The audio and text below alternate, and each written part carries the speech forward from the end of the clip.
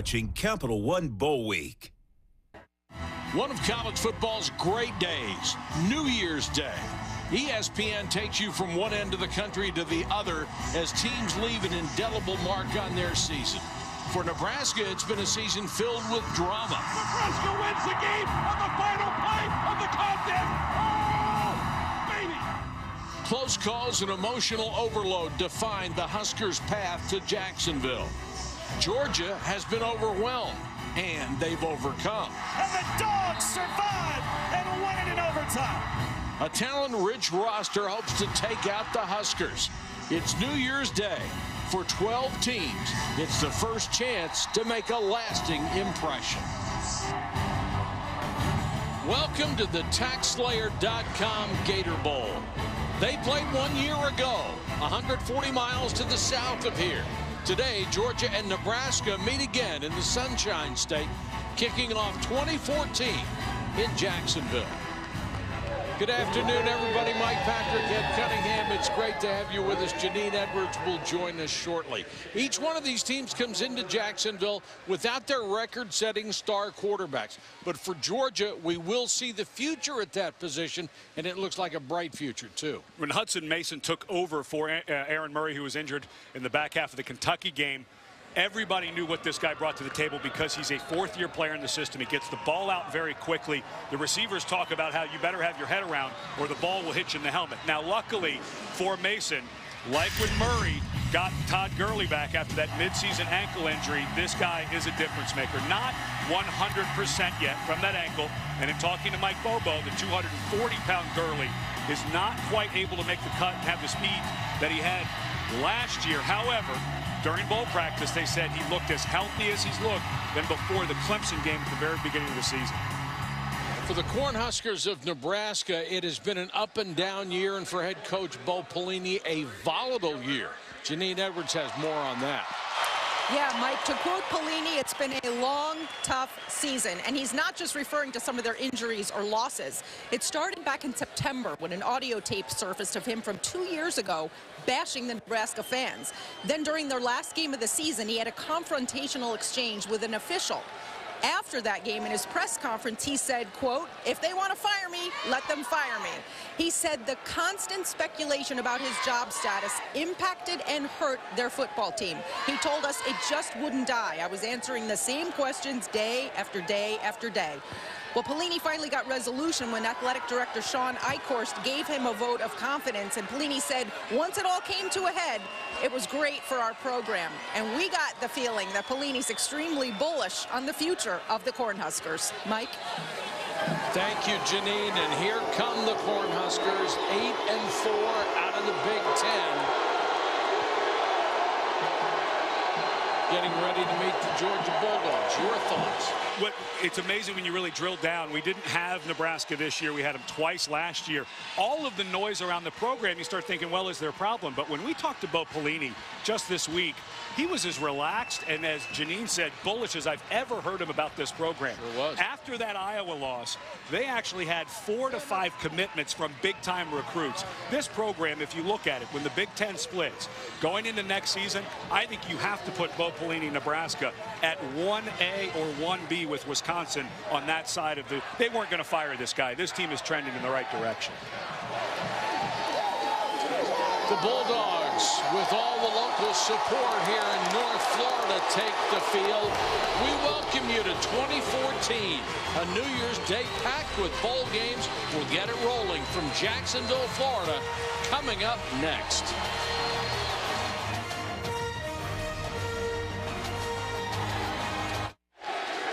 Welcome back to Jacksonville, Florida, the TaxSlayer.com Gator Bowl. Before kickoff, we check in with Janine Edwards.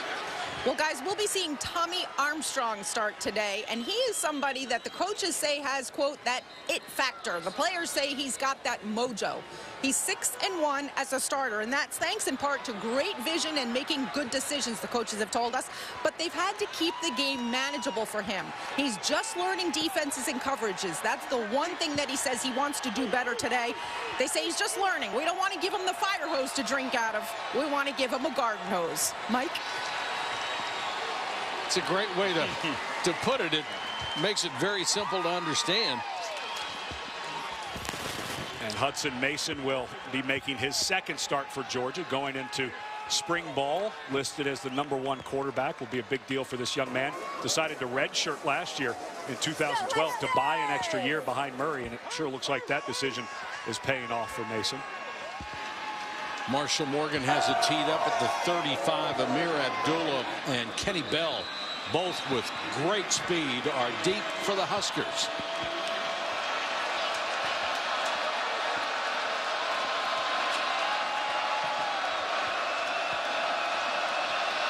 And we are underway from the first coast of Florida. Abdullah from the goal line. Spins out of one tackle, but not a second, taken down at the 18. Johnny O'Neal, nice job on special teams.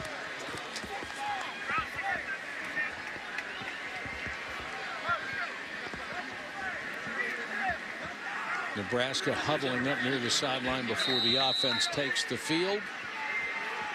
Tommy Armstrong, a record-setting dual-threat quarterback out of the Texas high school system. Played in back-to-back state title games.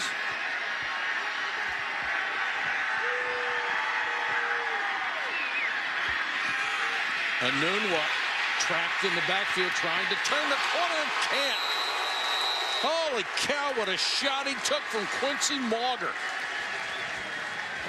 Well, and the rain has to be a little bit of a factor here, I think, with a young quarterback in Tommy Armstrong, who hasn't played much. Remember, he missed the last game against Iowa with an ankle sprain, and Anunwa that time did not look sure on his feet at all. The rain just started about 10 or 15 minutes before the game kicked, so maybe these players not quite used to this, because I don't think they had a wet field to warm up on. Loss of 6 on the opening play. They nearly botched that handoff, and Abdullah is smothered as he got to the 16-yard line. Georgia being extremely physical on defense its first 2 plays. Of course, Nebraska's Taylor Martinez, who was going into his 4th year as a starter, has a foot injury that just never healed. Tried to go a couple of times, and so they've gone with Tommy Armstrong. But early on, I think Georgia being able to be aggressive, because you know, with Armstrong, a freshman making his first bowl start, I'm not sure that Tim Beck, the offensive coordinator, is going to call much down the field here with this rain. His problem has been with accuracy throwing, but he can sure do this. He's an outstanding runner, and he takes it out across the 40 for the first down. So they get out of a hole after a 24-yard scramble for Tommy Armstrong Jr. And what Tim Beck was telling us about Armstrong, he doesn't have the speed, the breakaway speed that Taylor Martinez has, but has a great feel. Right away, he saw that there was nothing open and that the linebackers had dropped too deep. He does have good speed, but a very good runner in space with good power, too. Throws on the run, completes it to Anunwa for a gain of about 8. Well, they say he doesn't have breakaway speed. He looks fast enough, doesn't he? Well, but when you're comparing him to Taylor Martinez, I think that's the biggest thing. And let's see Anunwa going down, making. Look at the feet. Everybody is sliding on this. Remember, this rain just started, so these teams didn't have it during warm-ups. I'm not sure that they're used to it. And sometimes you'll change your cleats, so let's see how some of the traction goes as this game goes on. Janine, what are you seeing down there?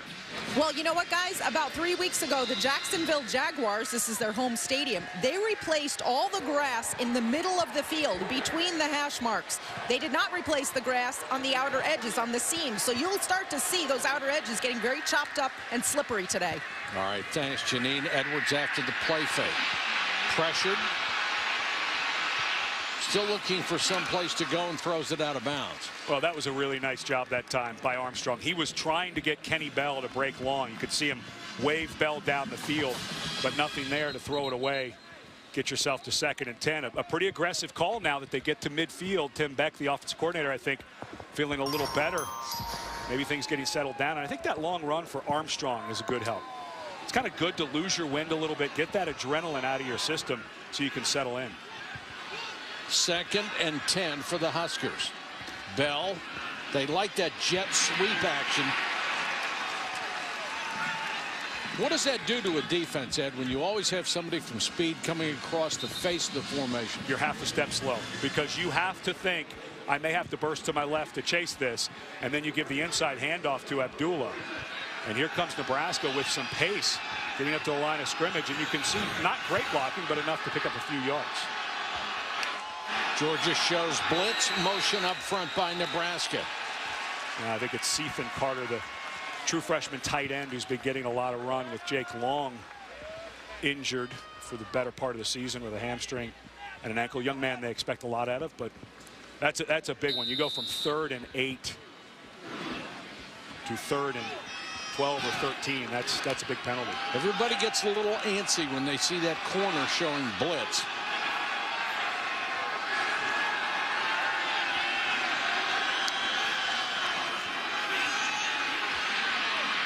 Armstrong and overthrows Enunwa, who ran into double coverage. So Nebraska, after some initial success, will have to kick it away.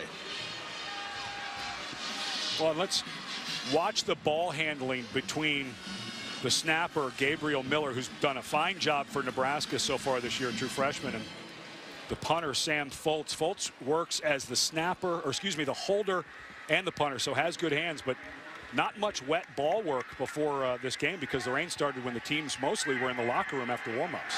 Georgia's special teams have not produced anything in the way of a long return, and this is an awful kick.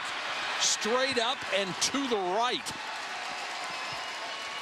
Foltz, who averages almost 42 yards a kick, shanks one, only 17 yards. Well, the snap looked perfect from Miller. Just missed it. Knew it right away. You know, people say it went off the side of the foot. Almost every punt goes off the side of the foot. It just goes too far off the side of the foot. That's how the ball gets the spin. Is actually kicking on the outside, but Foltz just missed that one.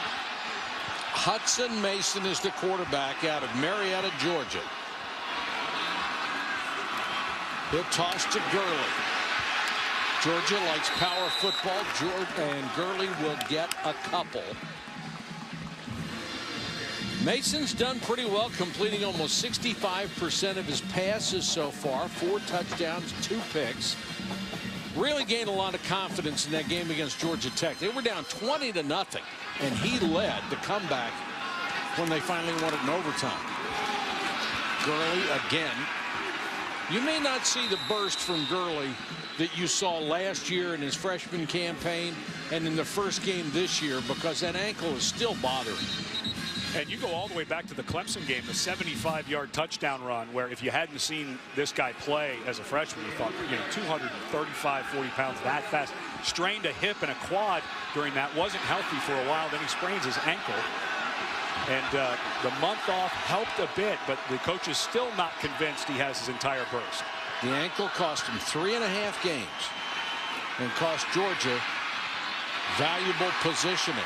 There's a pass that's going to be enough for a first down. Arthur Lynch, the tight end, covered by middle linebacker Michael Rose, and got just enough for the first down. And Georgia going a little bit fast here. They do have this in their offense, but Mason does a great job in the pocket just waiting for the tight end to clear. And here they do have a hurry up.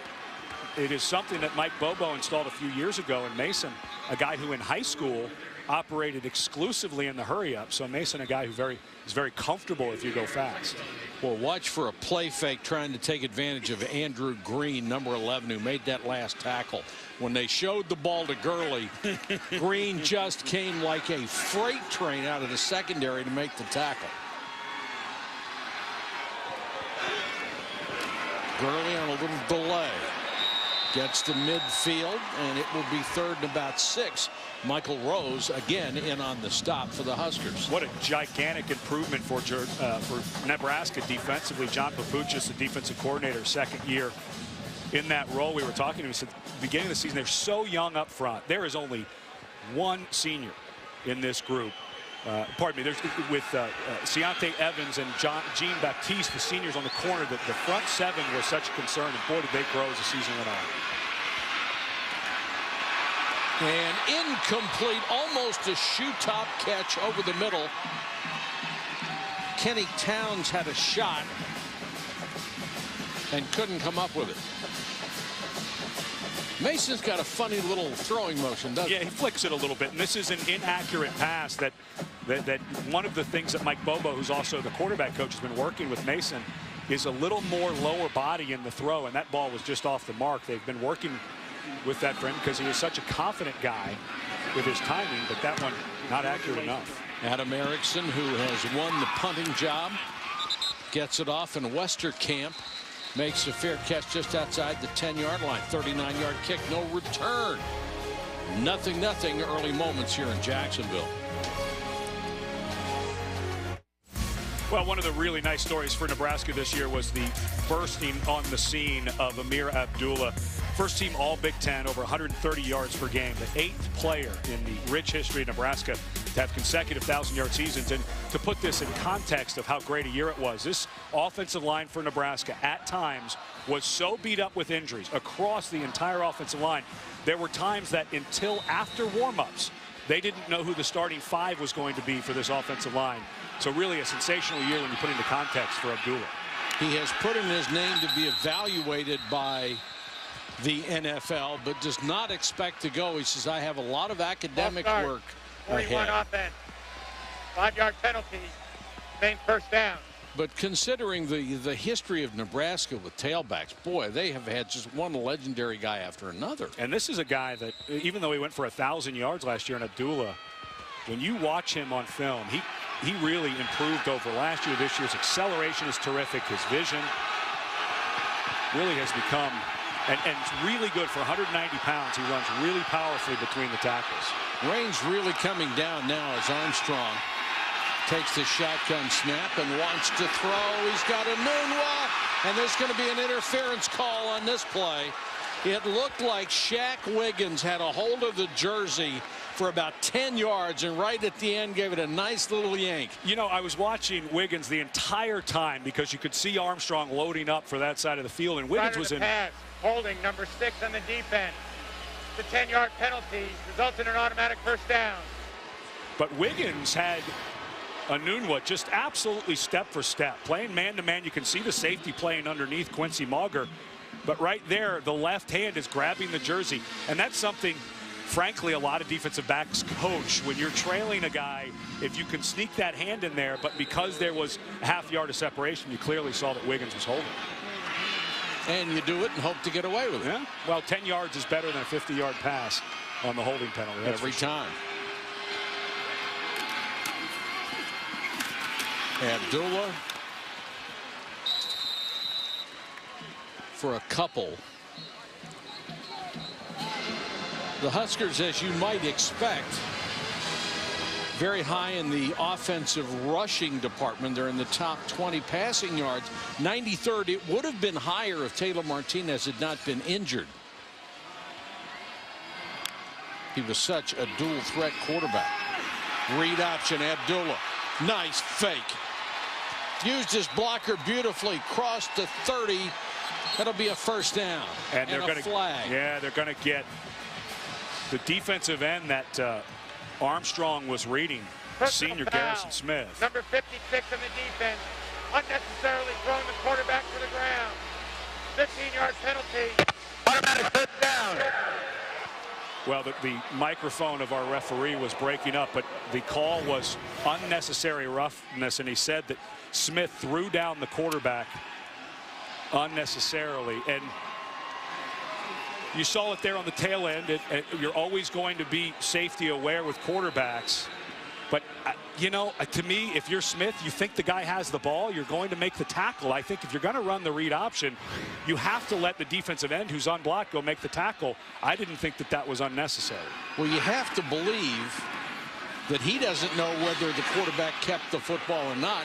He has to make the tackle. That's his job. And he's behind the guy who is supposedly carrying the ball. There's no way that Smith could have known in that ball exchange that Armstrong didn't have it. And because he has the guy high, he's going to turn and flip him over in a tackling way. That just didn't seem unnecessary. Big gain for Nebraska with a 15-yarder.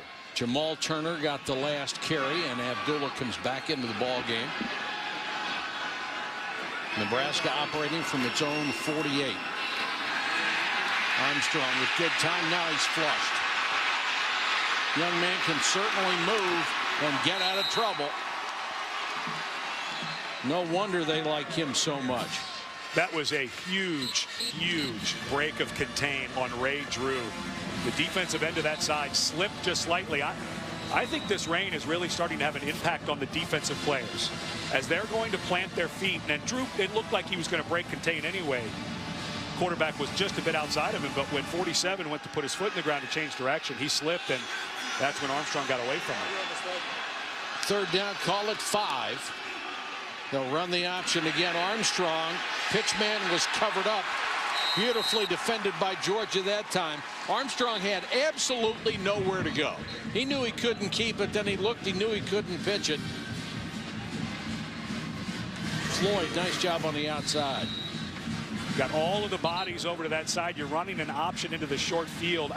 That formation, you're just daring Georgia to line up extra bodies to that side. If you're going to run the option, maybe take it to the field. A pretty conservative call there to run an option into the boundary, the short side of the field with that many bodies. Didn't seem that hard for Georgia to sniff that out. Fultz, who had a 17-yarder the last time, will kick to McGowan, trying to kick it end over end. Puts it straight up in the air down to the 19-yard line. Only a 32-yard kick this time for Sam Fultz. 0-0 first quarter.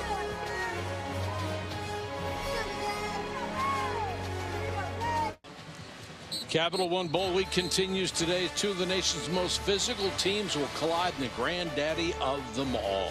Number 4 Michigan State, the Big Ten champs, eye their first Rose Bowl win since 1988. Tyler Gaffney and number 5 Stanford seek their second consecutive Rose Bowl title. The 100th Rose Bowl today. Coverage begins at 4:30 Eastern on ESPN, part of Capital One Bowl Week. Well, we do the Bowl Mania show where we pick teams with confidence. I picked Stanford in that one, but only gave them 1 point of confidence, the lowest you can get. I think it's going to be a very competitive game, although Michigan State losing Max Bulla, their middle linebacker, being sent home. Offense.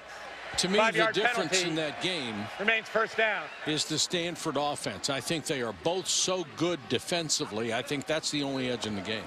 And Ty Montgomery on the outside for Stanford gives them a little bit of speed to go with that power run game. It'd be a heck of a game.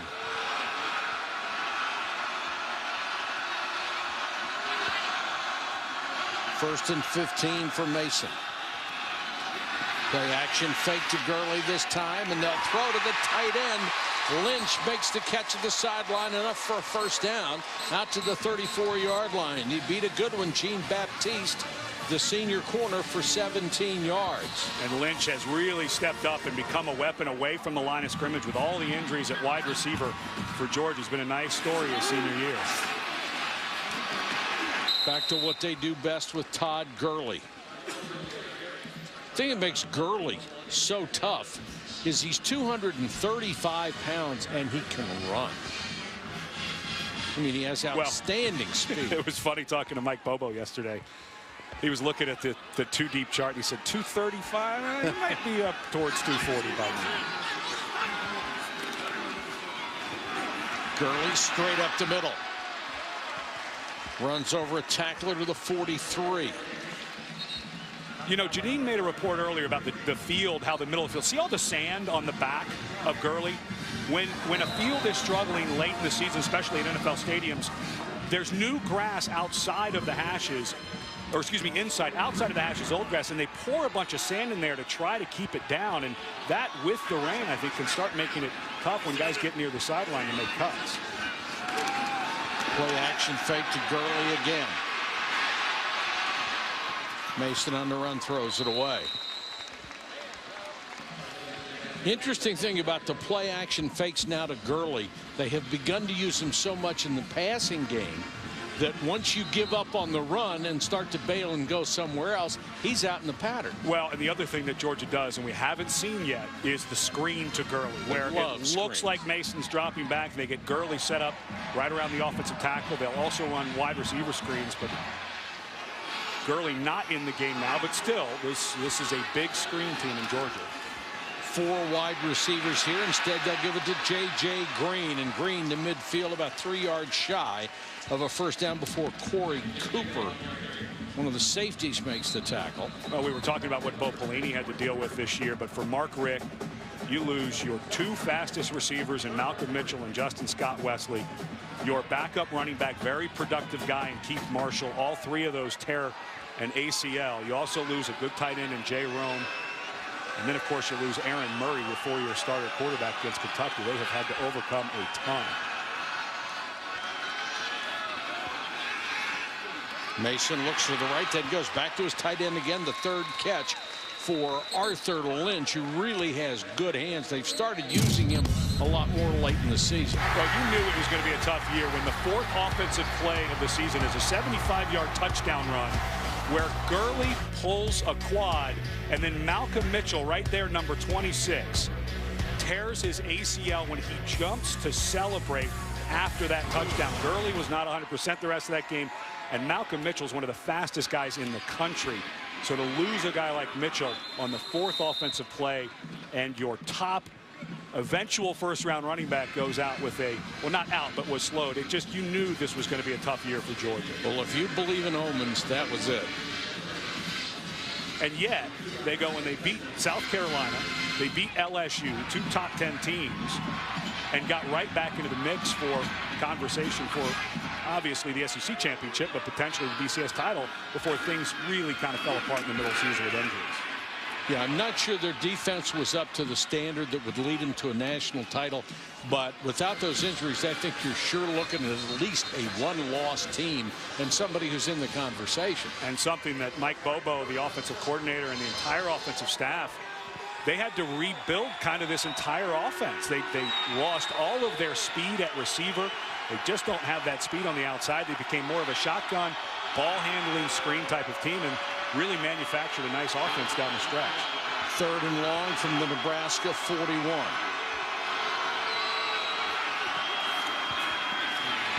Mason under pressure, and down he goes. Randy Gregory, the most sought-after junior college prospect in years, in his first year at Georgia, and that's why everybody wanted him. Well, you cannot, if you're Canarius Gates, you cannot lose this man to the inside. And Gates was actually going for a cut block and went cross-body. When you go for a cut block, you have to keep your head up, get your hands on the ground when you're playing up against a guy who is as gifted athletically as Gregory.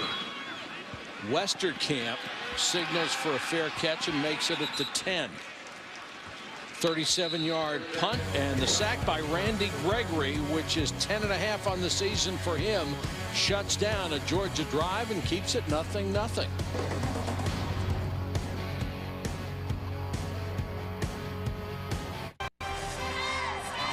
The 2014 TaxSlayer.com Gator Bowl is brought to you by TaxSlayer.com. Ready, set, refund. Visit Jacksonville. Go to visitjacksonville.com to learn about upcoming events, travel planning, and all there is to do in Jax. And the Quicksilver card from Capital One.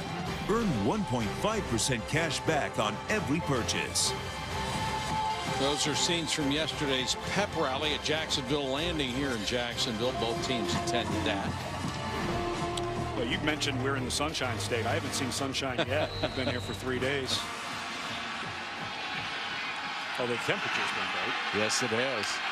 Nebraska averaging less than 2 yards of play on first down, and that's about what they got on that one. Let's check in with Janine. Well, guys, it's a light rain out here, but a steady rain, and the Nebraska Cornhuskers are making some adjustments. First of all, they're going through tons and tons of gloves. All the offensive players came off the field and took all their gloves off and swapped them out for these with the tacky suede palms. Also, several guys have asked to change their shoes, their cleats, from the molded cleats to the longer cleats. And a difference in the footballs that these teams are using for this game. Georgia has used rubber-laced footballs, whereas Nebraska is using the cloth-laced footballs. Supposedly, I'm told that the rubber-laced footballs are a little bit better for grip in wet conditions.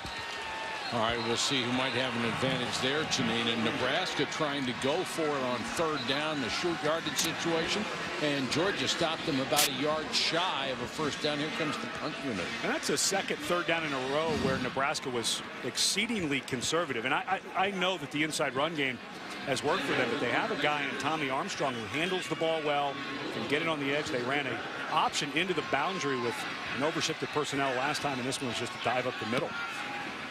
Foltz to kick to McGowan. Bobbled it, but got it back at the 41. Punt of 40 yards, and again, really good field position for Georgia to start.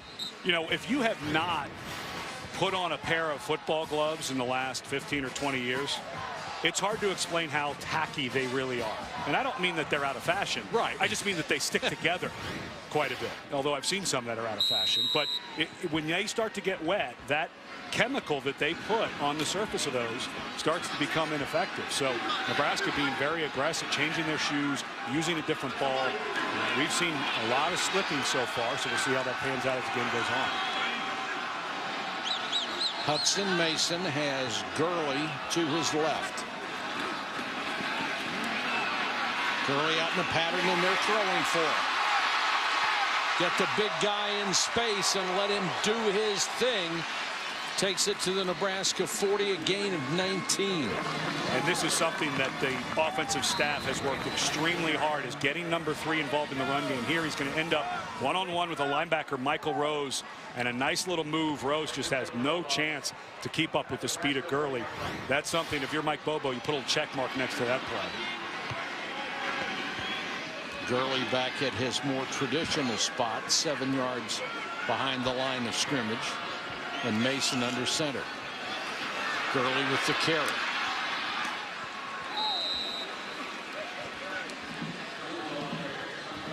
David Santos makes the stop on the last play of the first quarter at the TaxSlayer.com Gator Bowl.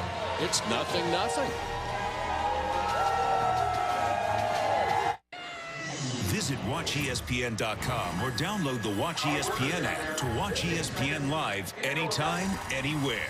Brought to you by Vizio. Welcome back to Jacksonville. 0-0 into the first quarter. Mike, how many pull-ups did you get in the pregame pull-up competition? Got in a couple. There's some new Marine recruits who just were sworn in. Central Florida and Baylor. Art Briles will send out Bryce Petty, that nation's leading offense. They'll go into the desert against number 15 Central Florida. Blake Bortles will lead that club on offense. And a lot of people asking, will Art Briles be going somewhere? He's an awfully, from the moment I covered Art Briles when he was at Houston, I've covered him a few times at Baylor. He's one. I put him in that Chip Kelly category. Just has such a bright mind. The kids really respond to him. I think he's a terrific coach.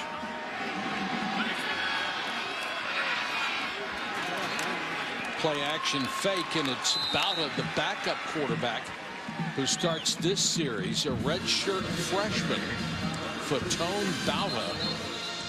And they say he has the lead going in as the incumbent backup for next season. But the first guy they have who is really athletic at that position, the Mark Richt era. A little strange, though, on 2nd and 7 on the plus side of the field. They had a plan for Bout that just seemed like a strange play to bring him in. Gurley trying to get to the sticks, just a little bit shy, as Jason Ankra was able to drag him down short of the marker. Well, you're at a bowl game. You're on the 31-yard line. It's raining. I would imagine Gurley would be a good call here on 4th and short.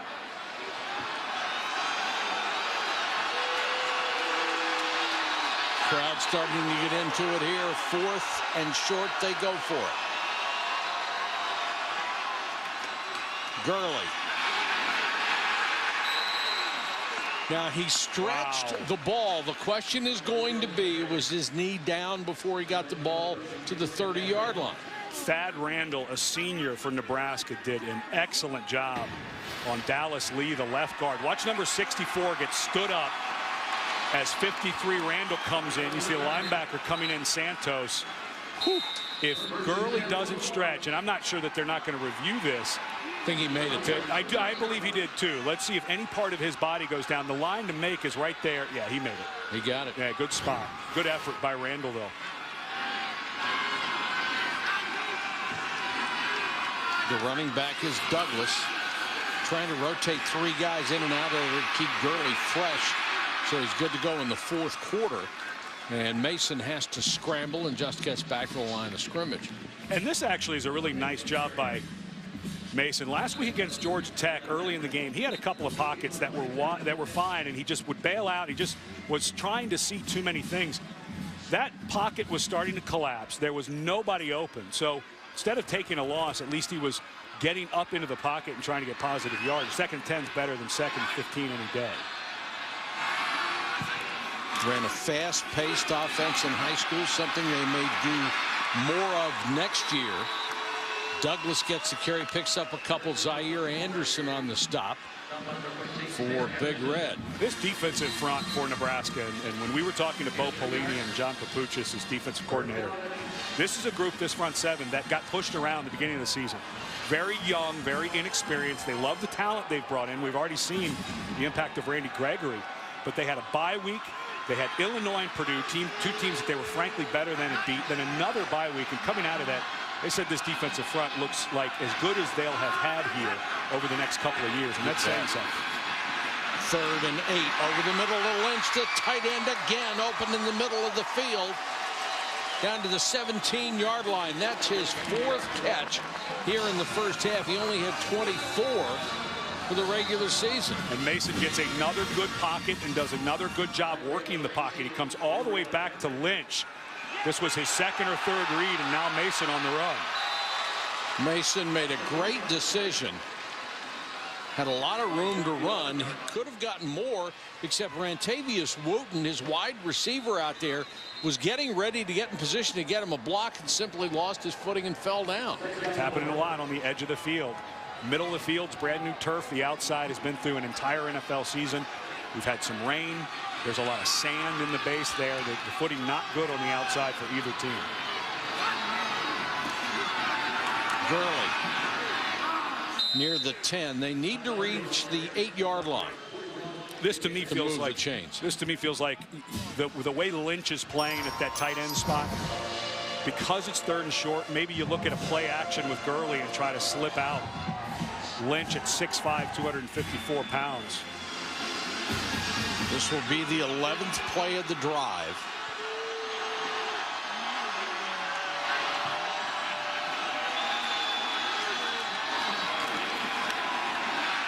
Mason flushed. Can't get away, and then that could easily be intentional grounding. He just appeared to throw it at the feet of a Nebraska rusher. And the officials all getting together, and they're going to call it. Now, I liked how they come together. What did you see? Intentional grounding. Offense. The quarterback was in the pocket, and there were no eligible receivers in the area. Well, that pretty much covered it all, didn't it? Yeah, it sure did. But it's just like a sack. So now it's 4th down. The one thing, if you're going to coach Mason up, as it's a terrific rush by Greg McMullen. McMullen, one of the only defensive ends giving some depth with the suspension of Avery Moss. Moss not here for the bowl game for Nebraska. That was a nice job by McMullen. He's just got to learn to get rid of that ball. Or just take the sack, because you're still in field goal range. That's a really dangerous play, to just throw the ball into the air. Who knows if it gets kicked up or anything. It's just a dangerous play. Marshall Morgan, first team All-SEC kicker. 18 out of 20 this year. And he puts his high-powered Georgia offense on the board, finally, with 10:37 to go. 2nd quarter, Bulldogs up by a field goal. November 23rd was a sad day for Georgia fans. Aaron Murray's career came to an end just over 4 minutes left against Kentucky in the first half. He was thrown to the ground, torn the ACL in his left knee, underwent surgery. What a brilliant career. Set 4 SEC records, including touchdown passes, yardage. He was the first quarterback ever to throw for over 3,000 yards 4 years in a row. And yet, I never thought he got the credit nationally that he deserved. And I think when the NFL scouts, he'll be fine. Come June, July, ACL surgeries are really routine and pretty easy to come back from now. Come June, July, he'll be ready to compete with an NFL team.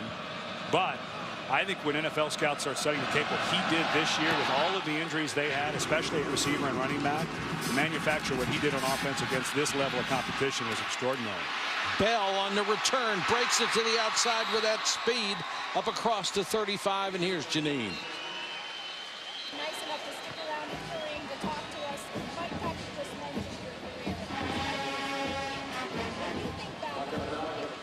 Obviously having some technical problems on the sideline with that microphone. We'll get another one and get back to Janine and Aaron Murray. And we get our first look at Ron Kellogg, the senior who started the last game of the season for Nebraska. The coaches said they would definitely get him some reps in this game, being his last game as a Husker. His first play is a handoff to Abdullah, who takes it out to the 39-yard line. Ron Kellogg, the third out of Omaha. His only start, he struggled in the loss to Iowa, but he will always be remembered for winning that Northwestern game with that Hail Mary. And he was a guy who was adding some depth. Of course, Taylor Martinez goes down with that foot injury early in the season, and then Tommy Armstrong has an ankle sprain against Penn State. Fake to Abdullah, and a smart decision by Kellogg to throw it away as he got drilled. Garrison Smith was putting on the pressure. That was a nice job by Kellogg. He's not the runner that Armstrong nor Martinez is. But I think Tim Beck on third down has been a little conservative. Don't be surprised with a draw here to Abdullah.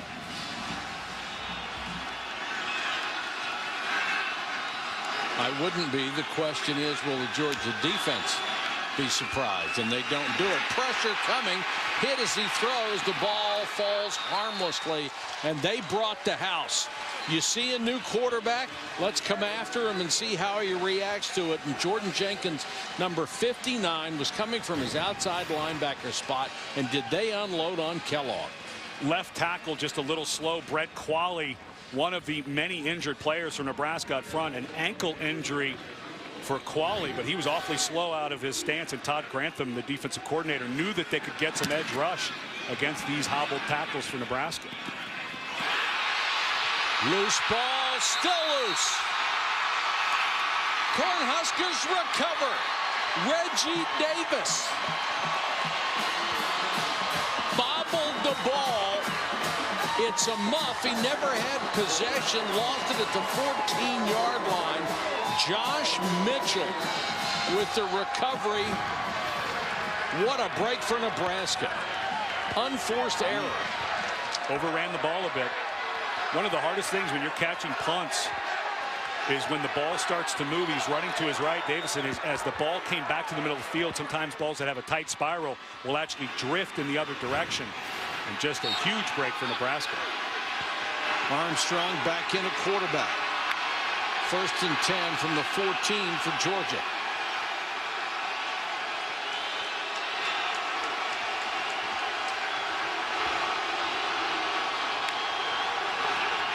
Armstrong on the option. Pitch to Abdullah. Made a great cut. Picks up about 9 yards. What a nice block by Jake Long. Another one of the walk-in wounded for Nebraska. Long, whose brother, Spencer Long, who's out with a knee injury, who was their best offensive lineman. Abdullah slips a little bit, but Long pushes his man right by, and that's right what Abdullah cut underneath. Boy, did they clear up that left side. For the end zone, Anunwa, touchdown. The official wanted to make sure he had possession, walked over, and then gave us the signal. Nice play-action fake by Tommy Armstrong Jr. on 2nd down and 1.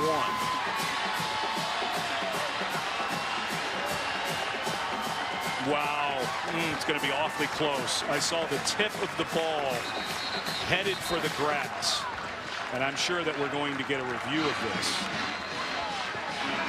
I'd be really surprised if they don't stop it and review it. It looked to me like the tip of the ball may have touched the grass, and this is something I think you have to review. Well, remember, they do review every play as it's going on, so they didn't stop it. So the review officials here from the Pac-12 obviously okay with that catch. We'll take a look if we have to when we come back. He certainly had his arms under the ball from that angle. Touchdown, Anunwa.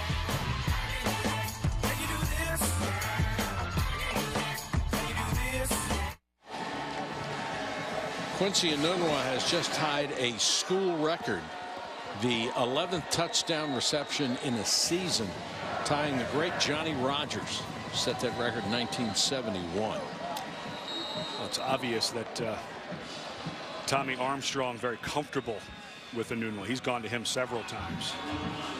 Still not convinced he caught that thing, but a little surprised we didn't get the review. J.J. Green is the deep man as Nebraska takes advantage of the muff punt. Green 3 yards deep. He'll bring it out. Has a seam up the middle, then cuts it to the outside. Green to the 48-yard line. Heck of a return by J.J. Green.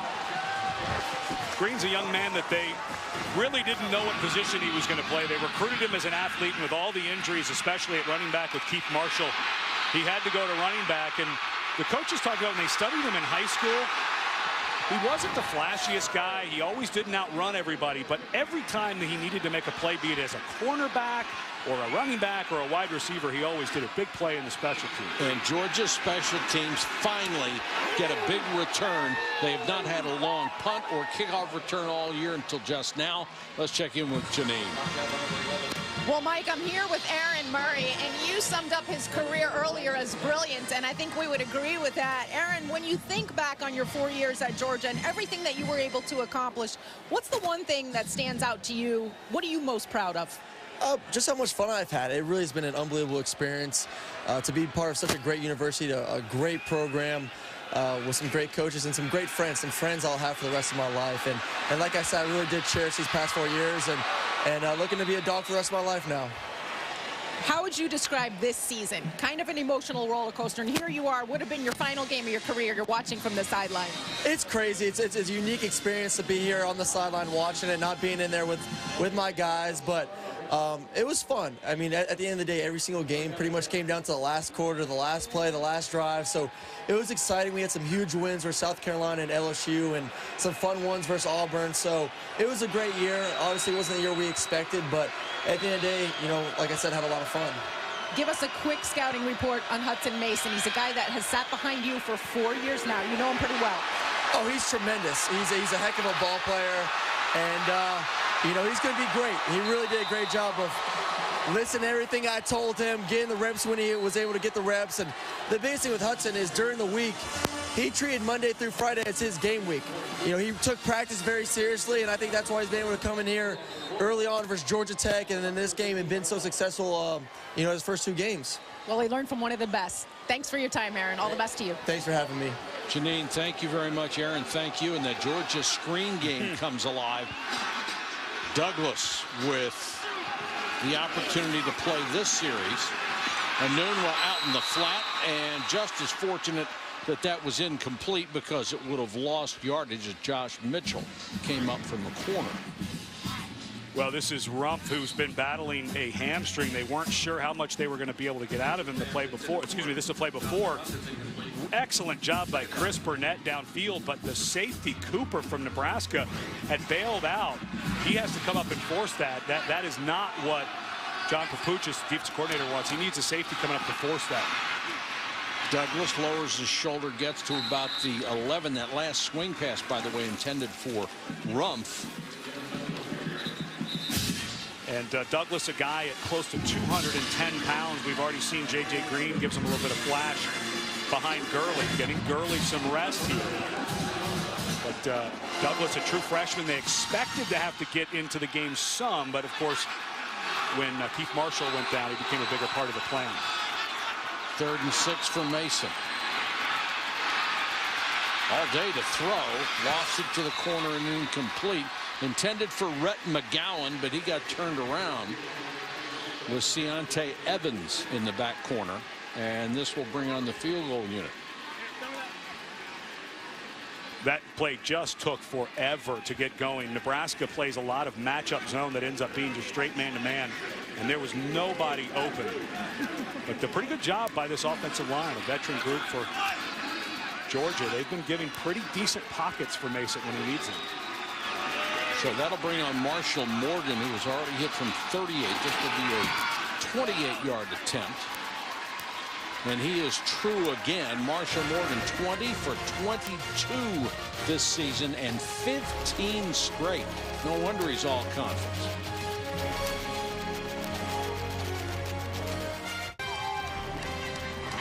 The 2014 TaxSlayer.com Gator Bowl is brought to you by Amelia Island, Florida. Come make memories. Aflac, official partner of the Heisman Trophy, and the all-new 2014 Chevy Silverado. Look here at the Gator Bowl parade that started here at Everbank Field, finished in downtown Jacksonville. 7-6 ball game with 6:53 to go first half. Both teams come in 8-4, 5-3 in their respective conferences. Hopes for better records dimmed certainly on both ball clubs by injuries. Newby and Bell are deep. Bell from the 2.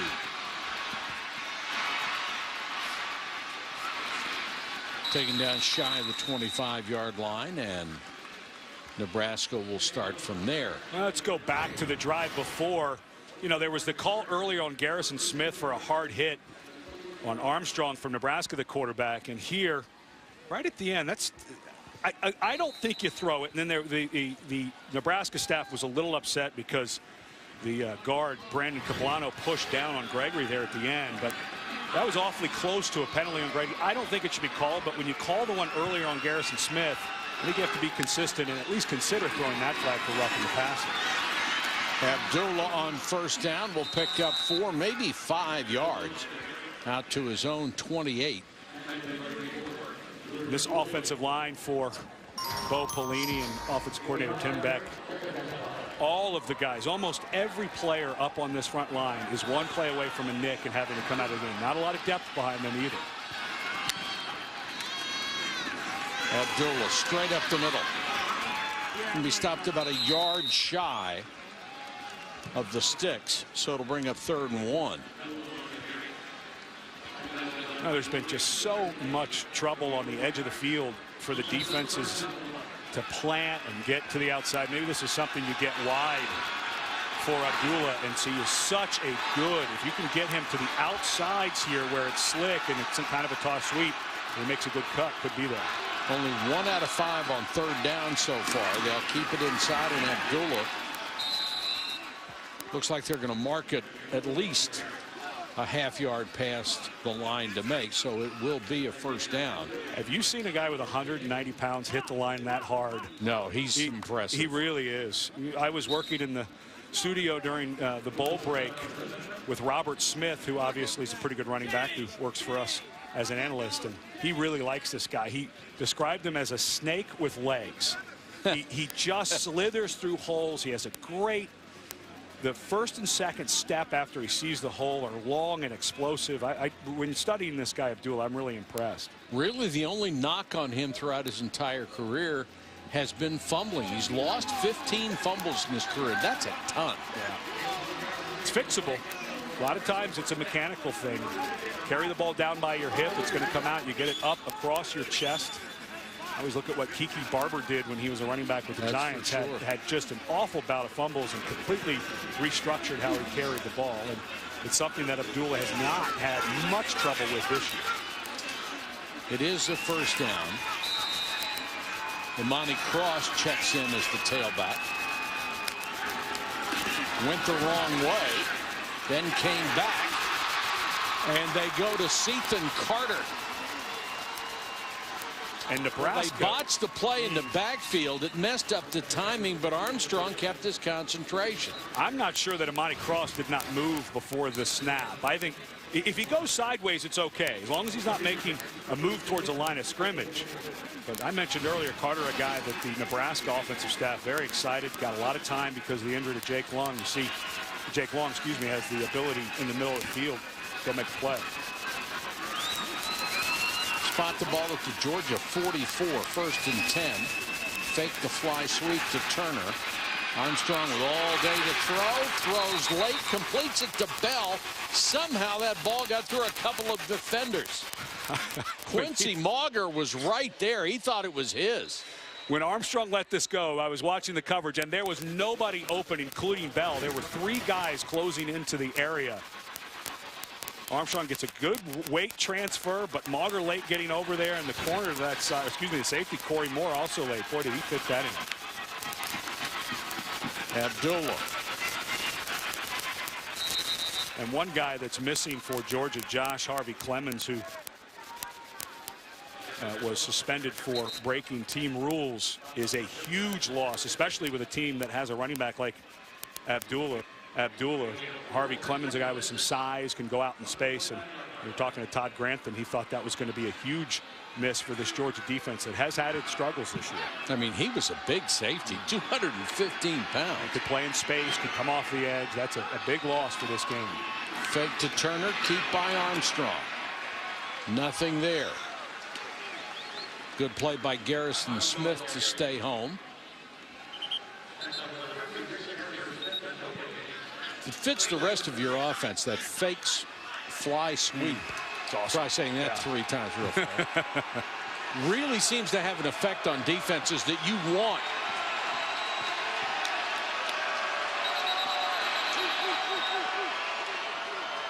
Third and 6. Timeout. Georgia. That's their first charge timeout. And Georgia will use its first timeout of the half with 3:34 to go on a 3rd and 6. Well, in the BCS, we get what we wanted. Number 1, number 2 in the Vizio BCS National Championship. Florida State, led by Heisman winner Jameis Winston, looking to complete its undefeated season in style. Trey Mason and the Tigers aim to finish their remarkable ride to Pasadena. The Vizio BCS National Championship, Florida State Auburn. Coverage begins next Monday at 8 o'clock on ESPN. Our congratulations to Jimbo Fisher for his new contract, well earned, as he has brought this program back not just to championship form, but perhaps national championship form.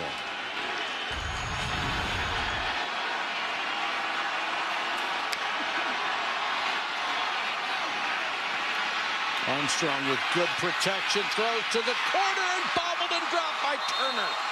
Holy cow, he was wide open, and Armstrong put it right on the numbers. Got to his body, bounced off his chest. This ball was in the air for a long time. Turner, a guy who they weren't even sure if he was going to be able to play. He's missed the better part of 5 games. And that ball, how many times have we seen that during bowl season where a ball hangs in the air and hangs in the air? Oh, and boy, did Armstrong put that right where it needed to be. Actually tried to catch it with his hands and pulled it into his body, bounced it off his chest and lost it. Pat Smith will come on to try a 46-yard field goal. That would be his longest of the season. Plenty of distance.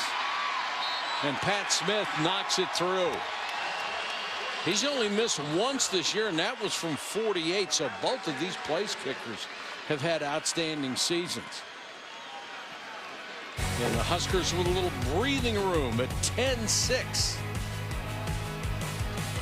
3:18 left, first half from Jacksonville.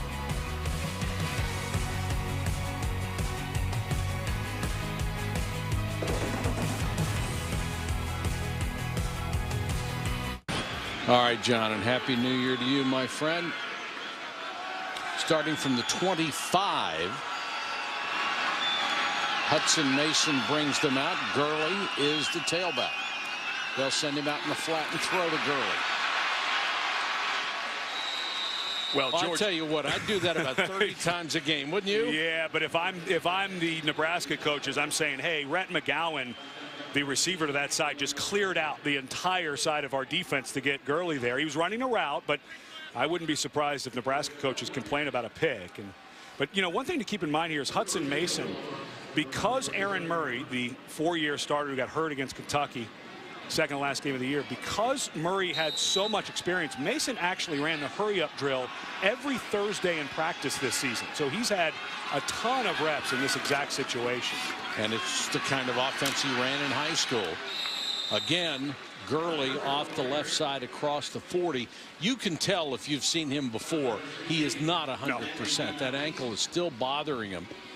And with 2 timeouts. He's still out there gutting it out. Yeah, you can see that ankle's not quite there. He seems to be walking a little gingerly on it. He gets into a groove as the game goes on. But, boy, this is awfully slow for Georgia. Under 3 minutes with 2 timeouts. That took a lot of time for that play. This one thrown downfield to midfield to Chris Conley, another injured player. He aggravated an ankle injury on Saturday. They weren't sure whether he'd be able to go in this game, and if he could, for how long. And he is their leading receiver in terms of both catches and yards, so he's critical to their offense. And it was in last year's bowl game, the Outback, Georgia and Nebraska, and it was long throws, some to Connolly, that really were the difference in that game. None of those so far in this one. That was the first catch by a Georgia wide receiver. They wanted to set up a screen. Couldn't do it. They end up coming back to Michael Bennett. That was a good job by Mason, because there's pushing and shoving after the play. A lot of it.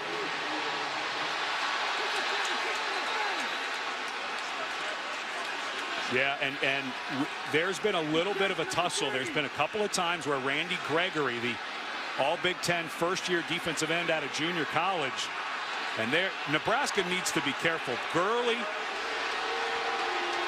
and that looks to me.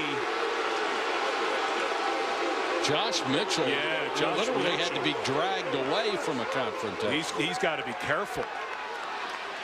But it started with Gregory, the defensive end, who had gotten into it a bit on the last drive. And took away from a nice job by Michael Bennett to get out of bounds after that catch. Saved a lot of clock or a timeout. No flags. And because we're inside of 2 minutes, the clock will not start because Bennett went out of bounds. I didn't see anything. I was watching the whole scuffle. I saw no punches thrown, so good idea just to separate the guys, get them settled down. But the next time there's a push, don't be surprised if a flag comes out.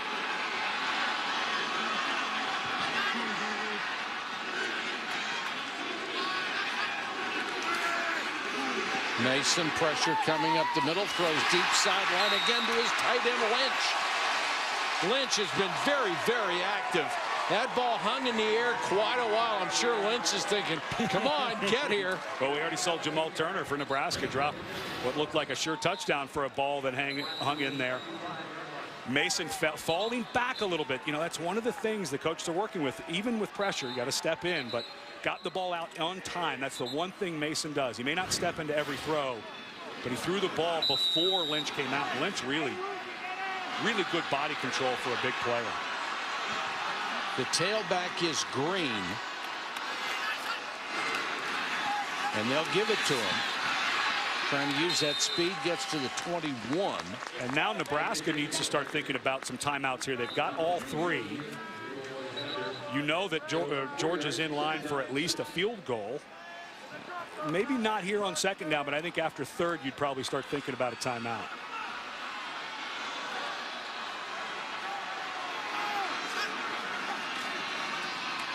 Green hit almost immediately, got the ball in his hands, and Jean-Baptiste was up from the corner to mess up the timing of the play, and then got a lot of help from his teammates.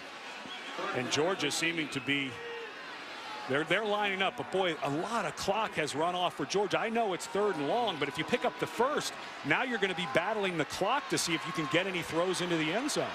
They have wasted a ton of time on this play and on a previous play. This is not good management here. Approaching 30 seconds.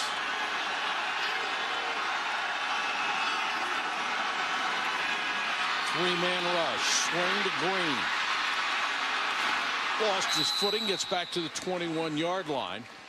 And now if you're Nebraska, you're going to be sitting here with, I mean, if I am Georgia, I let this go all the way down to 1 second before I call my timeout. And for Nebraska, you're going to go into the half with 3 timeouts in your pocket and no chance to put your offense back on the field. This will be a 30-second charge timeout. So the field goal unit will come out.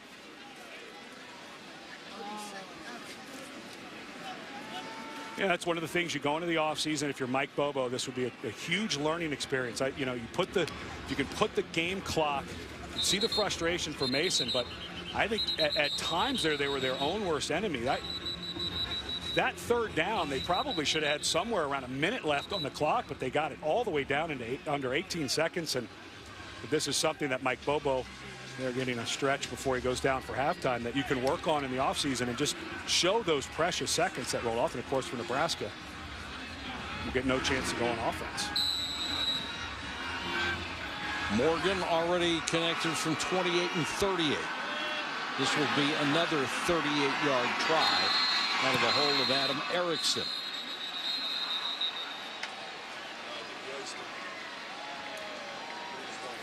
Prior to the snap, timeout, Nebraska. That's their first charge timeout. This will be a 30-second charge timeout. Well, they got to use one of them. Yeah, well, and let's see if they use the other two.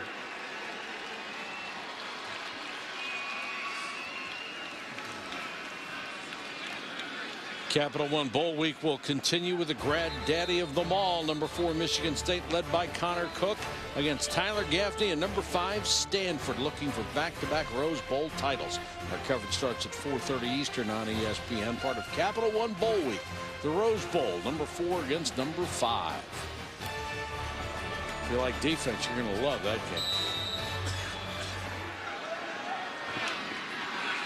Marshall Morgan vastly improved from an inconsistent freshman year. He's the all-SEC kicker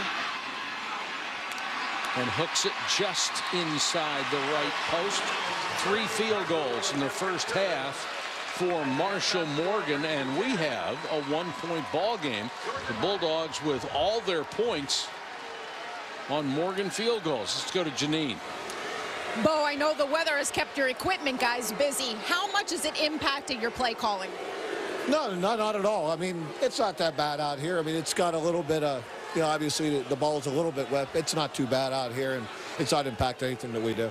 Well, you know Georgia's going to come out in the second half wanting to make a statement, and we're already seeing tempers flaring out there on the field. What's your message going to be to your team right now? Come out ourselves and make a statement. That's what we're looking to do. Thanks, Bo. Thank you, Janine. At the half, our score, Nebraska 10, Georgia 9. Now we'll send you to John Saunders for our halftime show. John?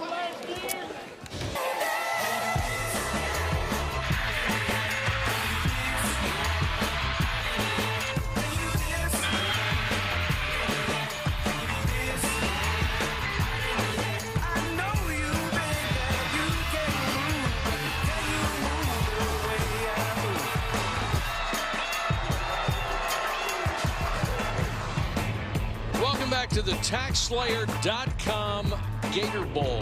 Jacksonville, Florida.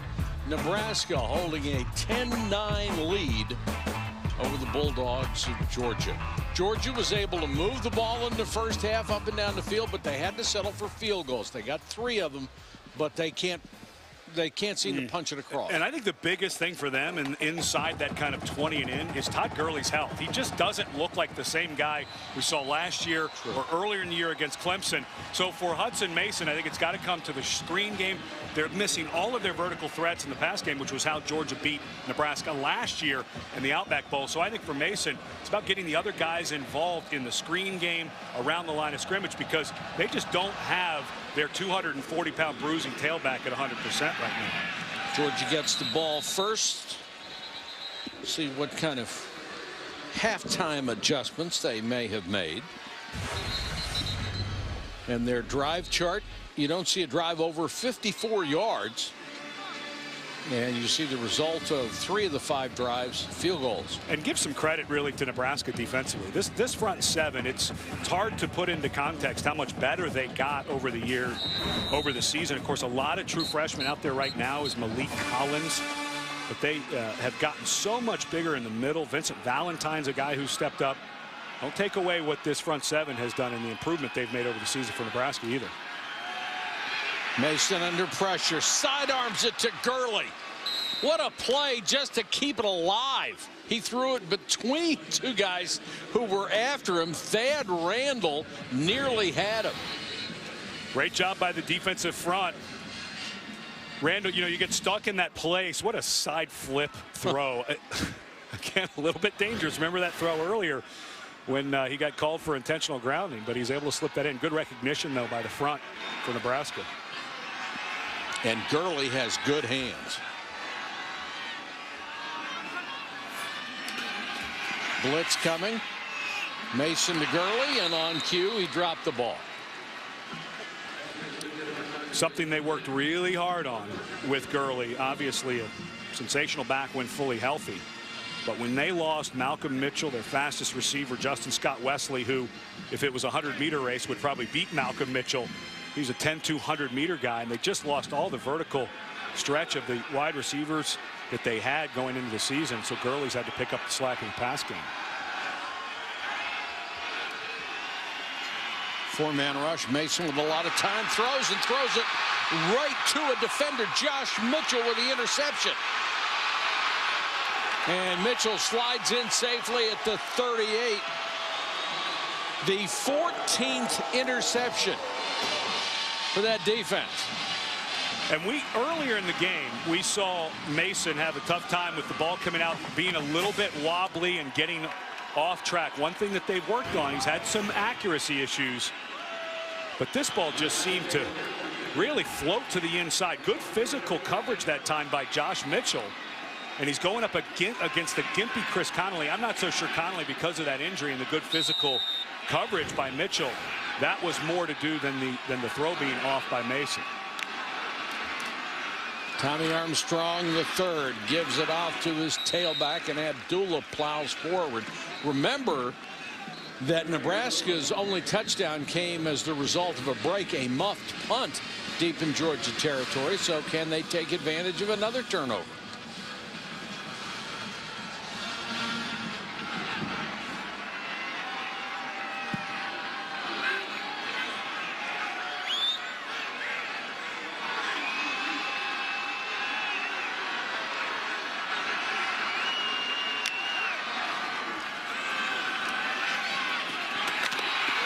Perfect throw to the sideline to Nunwa. Excellent timing by Armstrong. They really like Armstrong. They feel like they've been working in the throw game. He's under 50% on the season, but when his timing is good and he steps into his throws, he's able to deliver it. Good protection up front and pretty good safety play over the top by Corey Moore, but a good throw and catch for Nebraska. You've got to get that ball there in a hurry, or that guy's really going to get lit up. Carried by Westerkamp. And he's pushed back after getting down to around the 13-yard line. And this is a Georgia defense that lost a ton of guys. 2 first-round linebackers last year to the NFL. 8 guys had to be replaced. 7 of them drafted. That's unbelievable. And Floyd, a guy that they expect big things out of, but this is a defense that has had its struggles this year. They've made a few plays in games like South Carolina and LSU when they needed them, but this is a growing year for Todd Grantham. No doubt that this defense has not been completely up to the Georgia standard that they've set in the previous 2 seasons. Fake to Westerkamp. He was open in the flat for a minute, still is. Armstrong with the fake gets down to the 10-yard line, wrapped up by Ray Drew, the defensive left end.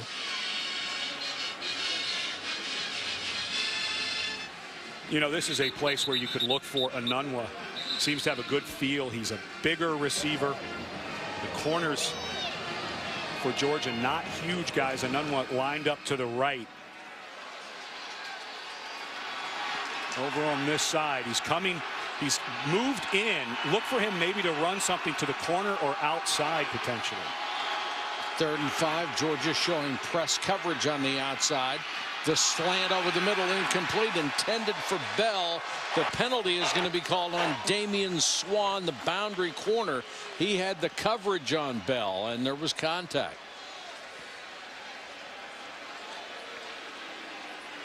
Pass number 5 on the will be placed. Automatic first down.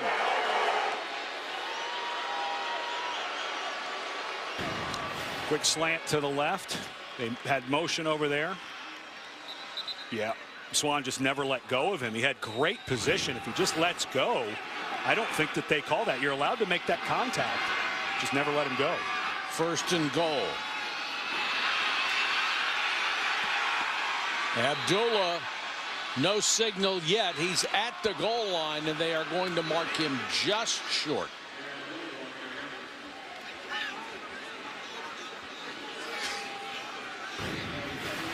This guy, for 190 pounds, runs so well. Gets down low. He accelerates through the tackle. Good stop there by Georgia. Keeper, no signal, but it didn't look like he got there, and the ball came out late. Officials are going to say progress was stopped. And it will be 3rd and goal, so they tried to go quickly. Yep. And now I don't think that if you're Nebraska, think of something on the edge here. Armstrong is such a good zone read. He can run an option. This, I don't think you want to run between the tackles necessarily. Abdullah, touchdown.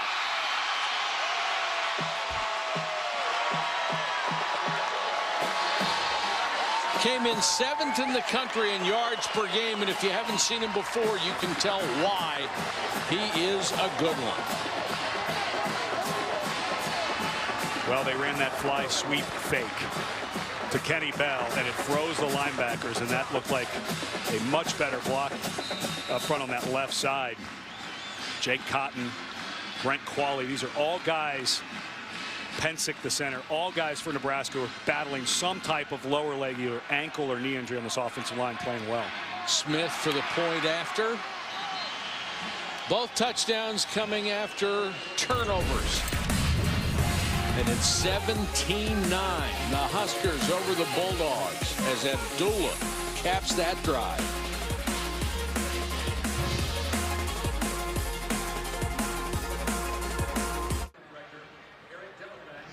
Visit WatchESPN.com or download the Watch ESPN app to watch ESPN live anytime, anywhere. Brought to you by Vizio. 17-9 Nebraska over Georgia with 10:08 to go, 3rd quarter. The TaxSlayer.com Gator Bowl from Jacksonville, Florida, playing in the rain, about 62 degrees. I feel like it's a big drive for Mark Richt. The way Abdullah ran on that drive, if they can't get a score here, Nebraska gets the ball back and gets that run game going and gets up 2 scores in the rain. And the struggles that Georgia have had offensively, especially inside the 30-yard line. I wouldn't feel very good if I was a Bulldog fan and we didn't get some points out of this drive.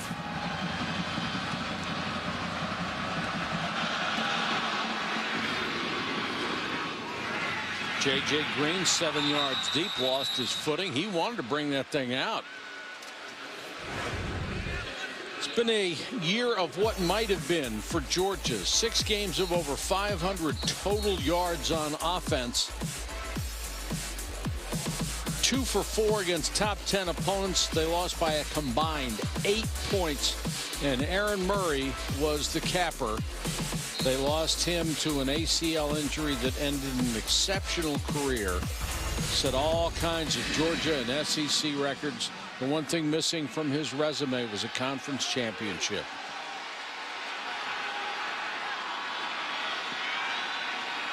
Mason takes over from the 25, fake to Gurley. Mason over the middle, incomplete. That's going to draw a flag. Well, Leroy Alexander is still down. Luckily for Georgia, number 27, Rhett McGowan, bounced up pretty quickly.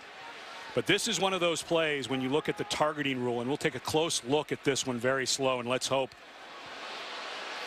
that Leroy Alexander is okay. You know, a lot of this targeting rule is not just for the offensive player. Watch if he ducks his head and launches. Yeah, that's clearly targeting. There's 2 different types of this rule. One is you lead with the crown of your helmet and launch at any part of the body. The other one is if you make contact at the head or neck area after launching into the player.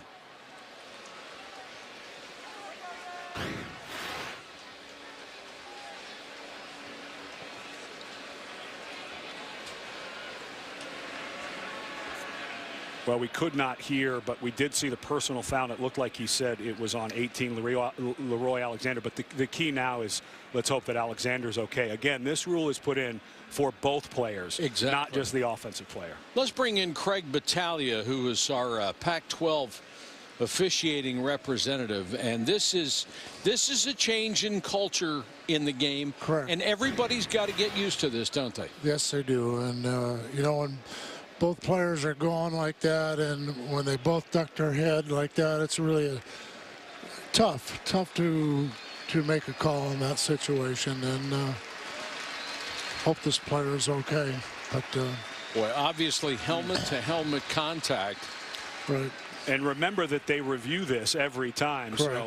So would your stance be that this looks to me like a targeting call, and they will uphold both? They will uphold the ejection. Yeah, it could possibly be, but you know, when the player ducks her head like that, you know, it's really a tough deal. It really is.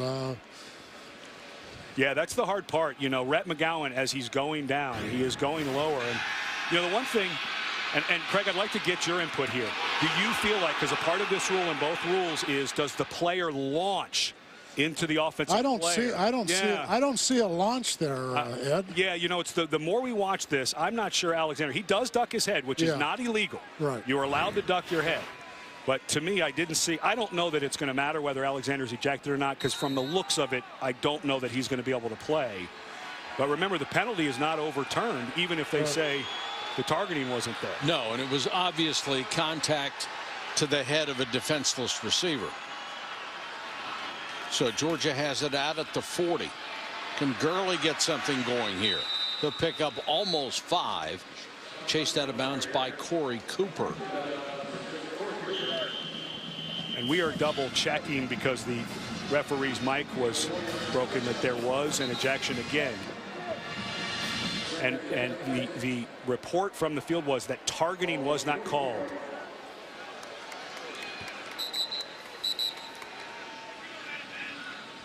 Well, look, we are just being told, and because of where they set the ball, we should have seen this, but there was no targeting call. They actually picked that up, and I think we go back to what Craig was saying. The officials come together and talk about it. There was not the evidence that Leroy Alexander actually launched into it. He was just going to make a football play.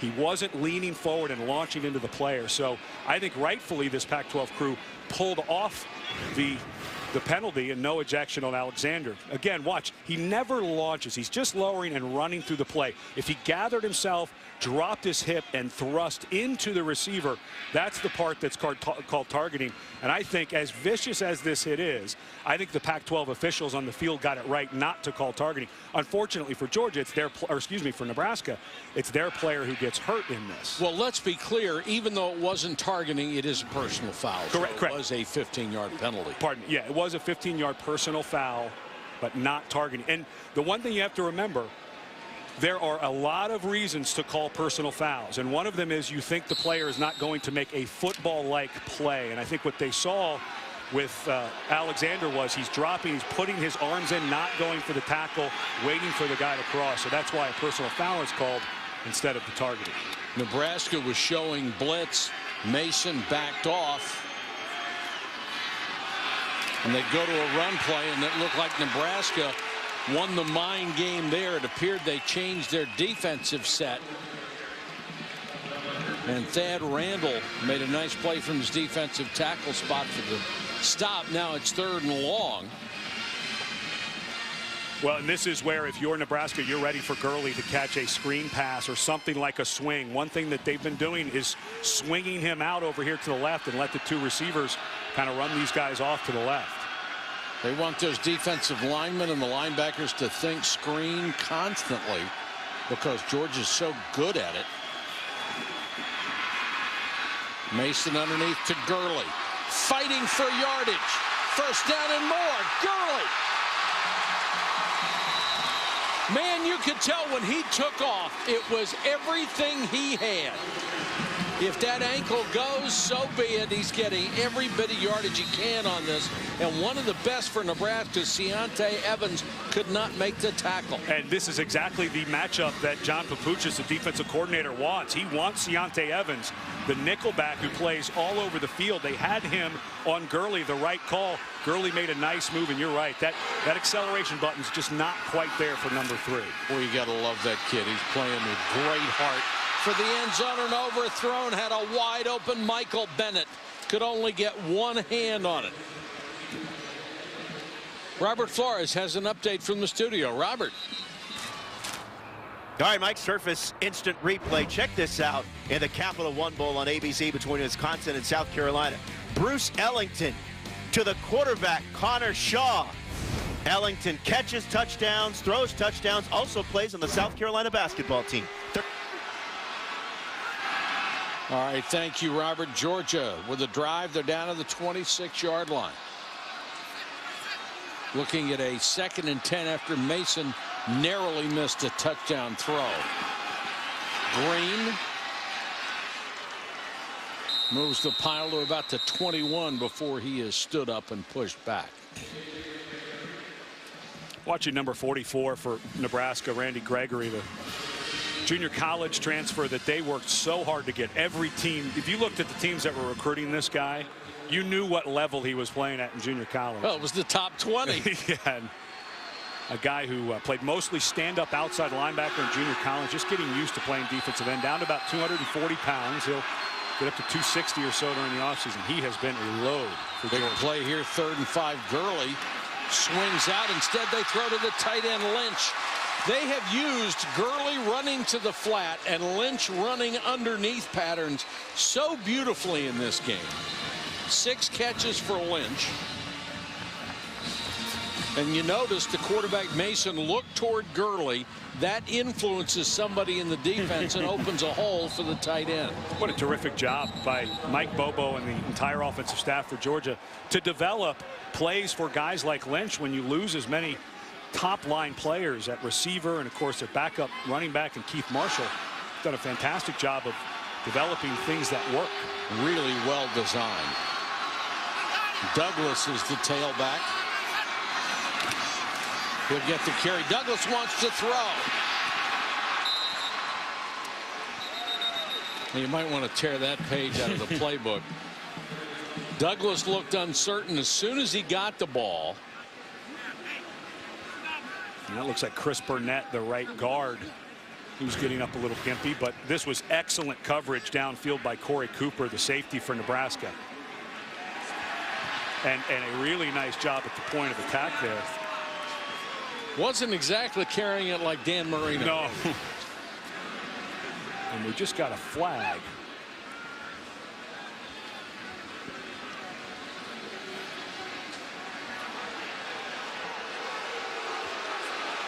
They're calling intentional grounding.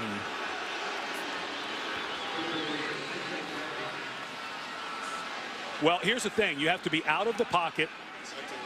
You have to see it. You have to be outside of the pocket, which clearly the running back Brandon Douglas was. However, you still have to throw it beyond the line of scrimmage, which line of scrimmage is about the 10. Let's see where this ball.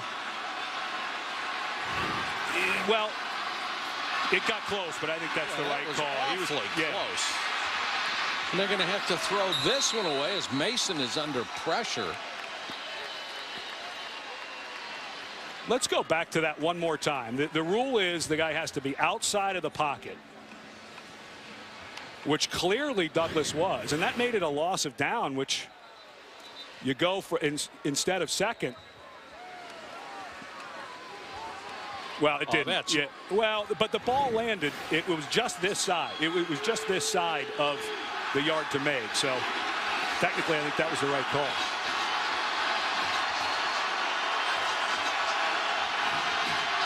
Another big 3rd down. Mason with time, floats it to the sideline, incomplete, intended for Bennett. And they will have to send the field goal unit on again. At some point, the Bulldogs are going to have to crack the goal line if they want to win this game. And that was all about Ciante Evans working one-on-one with Michael Bennett. He was so physical when Bennett came out of his break. Just knocked him completely off his route.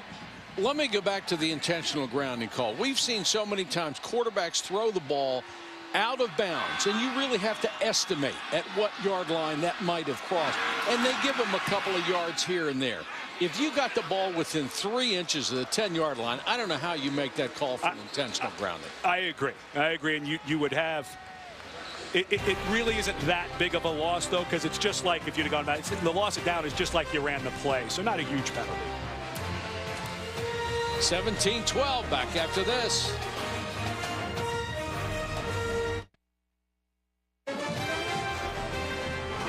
The 2014 TaxSlayer.com Gator Bowl is brought to you by Florida's historic coast, St. Augustine, Ponte Vedra, and the beaches. Ally Bank, your money needs an ally. And State Farm, for auto, home, life, and banking. Get to a better state. Dale Earnhardt Jr. pregame. He flipped the coin for us today. Well, you just mentioned St. Augustine, Florida, and I get all happy. What a great little place to visit. 17-12, Nebraska on top of the Bulldogs. And Nebraska with a chance to run it back in the person of Kenny Bell. Flags down. One at the 10, one at the 27.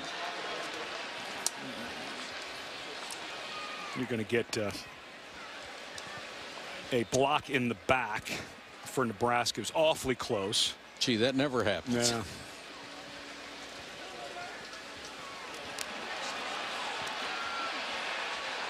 There's at least one of those. And now our Aflac trivia question. What legendary wide receiver holds the Gator Bowl record for touchdown receptions in a game? We'll hit the Wayback Machine for this one. And he was legendary. I have to recuse myself. I cheated, looked it up. Well, at least you're honest about cheating. I don't know, is Google cheating anymore? Apparently not. No. Yeah. Now, Georgia fans finally getting into it. They got Nebraska backed up, cut it to 5, getting a little help. They're fired up now. Tommy Armstrong Jr. brings them out. Abdullah out to the 10. Amarlo Herrera, the most valuable defensive player on this ball club, and they have two really good inside linebackers on this defense with Ramik Wilson and Amarlo Herrera.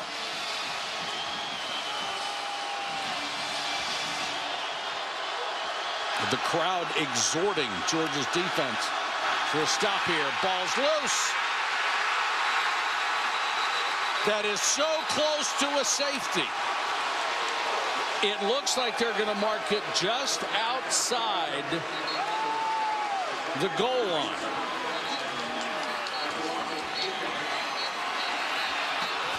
You say Tommy Armstrong Jr.'s arm was down outside the goal line. Watch this. A low right ankle. A low hard snap. And he is down right there because the wrist hits. Remember, it's the hand and the foot. That is awfully close. But it was that low hard snap that started it off poorly. And I think that Georgia, it looks like Georgia's going to call a timeout and maybe challenge this.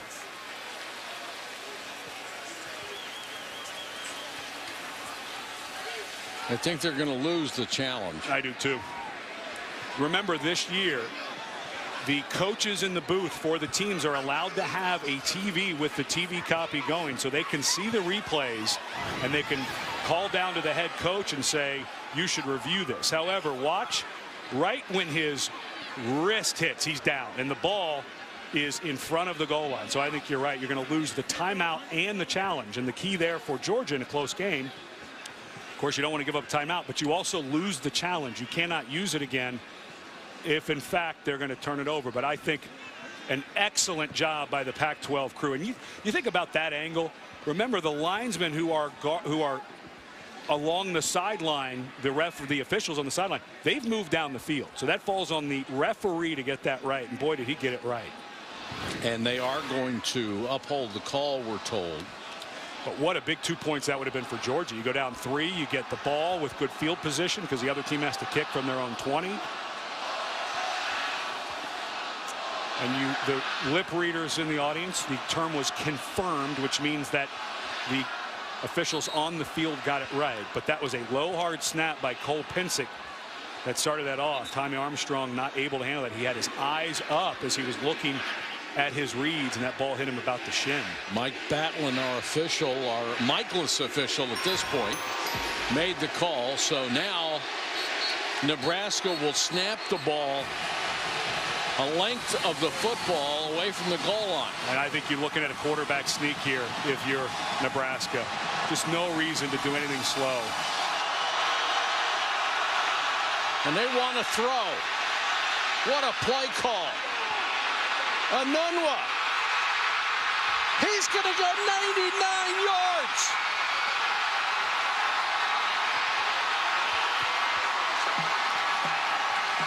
Holy cow, what a call.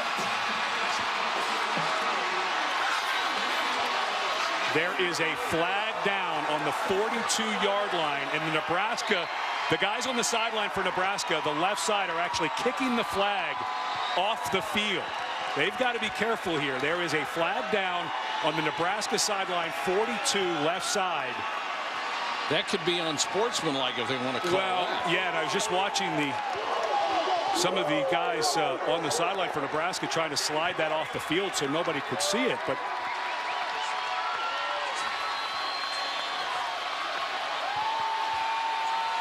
yeah, so the flag was for excessive celebration. It's a celebration warning on Nebraska, not anything. I was thinking maybe Anunwa had stepped out of bounds and had not established himself back in the field of play to be the first to touch it. You'd hate to see that one come back. Yeah. That was such a courageous play call. And the safety for Georgia just thought exactly like I did that this was going to be a run inside, and you could see the corner to that side pointing to Anunwa as he was running free, and the safety gets over there late, doesn't make it. That has to be the longest touchdown. That ball was on the, if you move that ball back 1 inch, it was a safety. Just to send your redshirt freshman, inexperienced quarterback back into the end zone in that situation, and then to have him throw a perfect pass.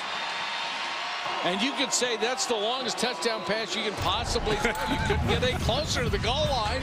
Well, the truth is, if you do max protection and tell your quarterback, the last thing you need to do is take a sack here. But Shaq Wiggins completely lets Anunwa go, and Quincy Mauger comes over and tries to go for the big hit instead of the tackle. And I think that's as close as you can get to a 100-yard touchdown in college football.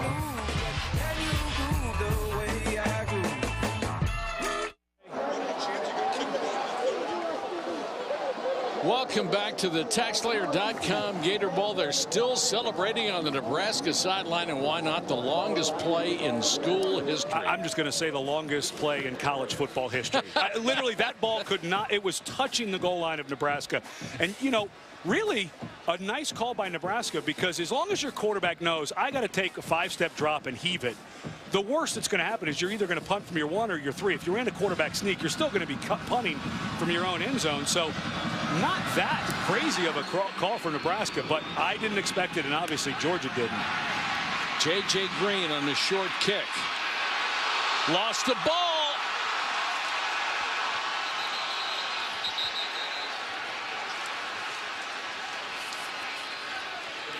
And they're going to be in there digging to see who's got it.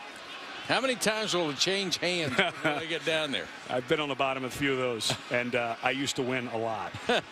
I would use my leg, because somehow your leg would be in there and the guy's arm, and just I'd use my leg to pry it free. Georgia hangs on.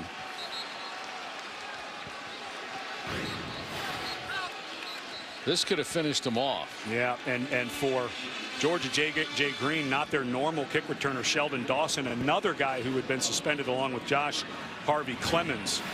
So Dawson, their normal return guy, not with the team. Give Austin Williams credit for knocking it loose. And a noon one now, the Nebraska single season touchdown reception record with a 99.8 8-yard touchdown. He's got a record that'll never be beaten. It might be equaled, but. And let's go back to watch what happens as Kenny Bell is the slot receiver, and watch Mauger, the safety. He gets late over there because he saw Kenny Bell to the inside and he froze for 1 second. But watch Mauger as he turns and he's just completely out of position because he saw Kenny Bell running that post. So it was 2 vertical routes to that side. Really nice call by Tim Bell. Gurley trying to get to the outside. Randy Gregory will not allow it. And Nebraska, that's Thad Randall down for Nebraska, who's been playing a really nice game up front, his last ball game for Nebraska. Grabbing that calf like he might be work. We have seen so many guys with muscle cramps this year during bowl season. It's kind of like the beginning of the season. You take that time off and your body's just not quite used to going 4 quarters of full ball. Let's go to the studio for an update. Here's Robert Flores. Robert? All right, Mike. Update on the South Carolina-Wisconsin game.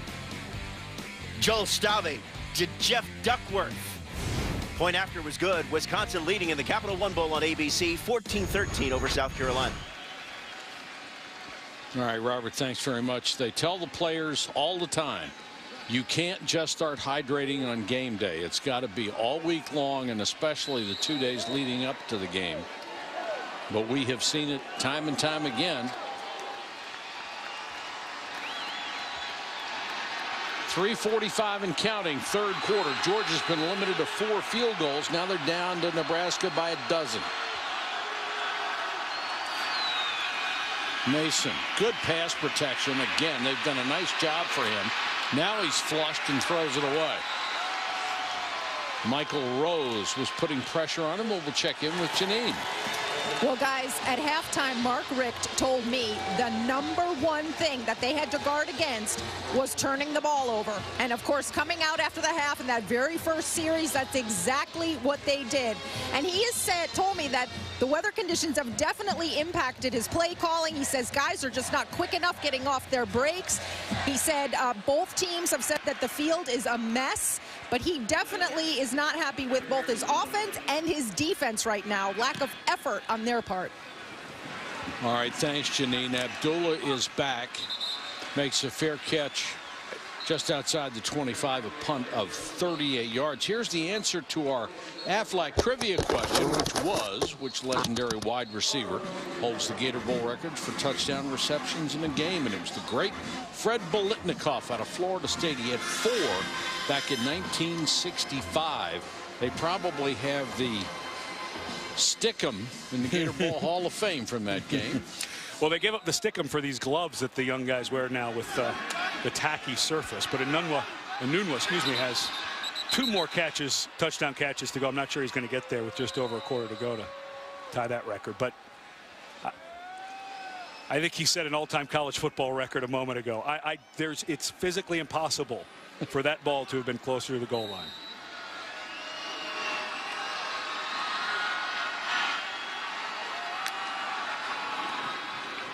Abdullah on the read, and the keep by the quarterback Armstrong. Well, don't get super conservative now if you're Nebraska. They've been able to, with Abdullah, and they've been running that speed sweep as a decoy every time. Maybe it's time you hand it off to Kenny Bell and see if he can't get the edge. It has certainly frozen the perimeter of the defense when they've done it. Abdullah again breaks through a hole across the 30 to the 31. They'll still need another 5 yards for a first down. Sterling Bailey made the tackle for the Bulldogs. Really put into context what Nebraska has done with all the injuries they've had on offense. Of course, Taylor Martinez barely able to play. About 4.5 games he got in this season before a foot injury shut him down. And to get to a place where they're up 24-12 against a solid SEC opponent on January 1 Bowl, pretty extraordinary job, I think, that this team did to hold together and have an offense that can win games. Pressure coming. The ball's thrown underneath and intercepted by Shaq Wiggins. His second interception of the season and a poor throw by Tommy Armstrong Jr. That's the break Georgia needed.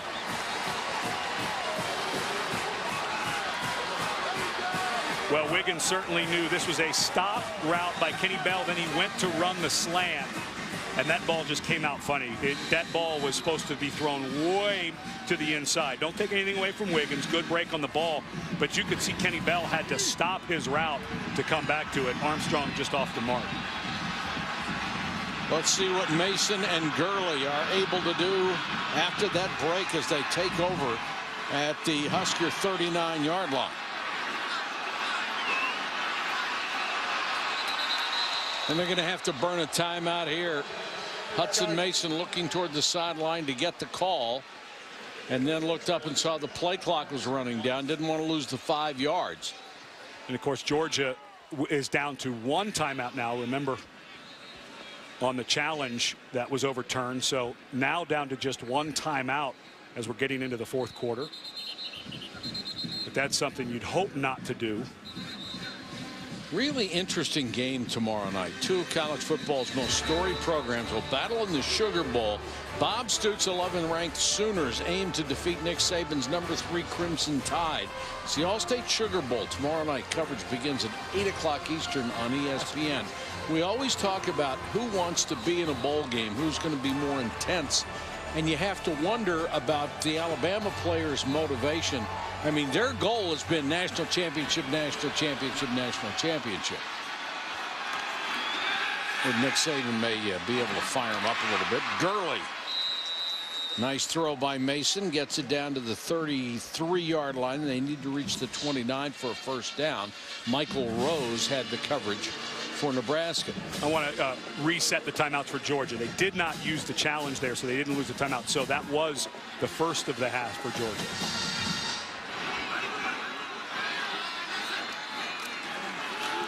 Gurley, straight ahead power. First down.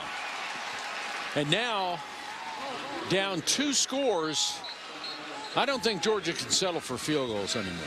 I think you have to think about going for it here. You do have an entire quarter to go, and other than the long throw by Nebraska, they've been helped out by turnovers by you. So you're right. They're close here. Plus, when you're down 12 a field goal, you're still down 9, which is still 2 scores. That's the big deal.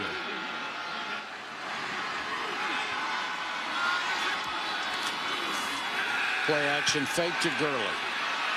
Mason keeps the play alive and then throws it away. The one thing that Nebraska has done, especially when Georgia gets inside the 30, they have locked down the receivers. John Papuchis, of course, Bo Pelini has always run a matchup zone. They run a lot of man. They recruit really aggressive, big defensive backs, and they have been sensational in the red zone.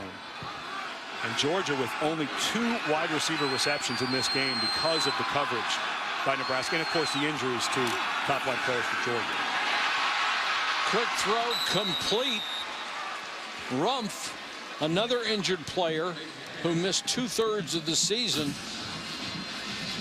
picks up the catch here. And here Nebraska's defense is helped by those senior corners. Those guys are good. Quick play trying to get the first down, and they'll mark it at the 15.5-yard line, which is enough to move the sticks.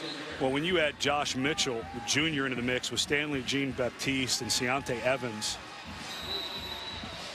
Evans, of course, a guy who will play, I believe, a long time in the NFL, but they have just played great, and Georgia just does not have the speed anymore because of the injuries to get open. Mason under pressure, lost the ball. And very fortunate that it fell just behind him. He turned around and covered it.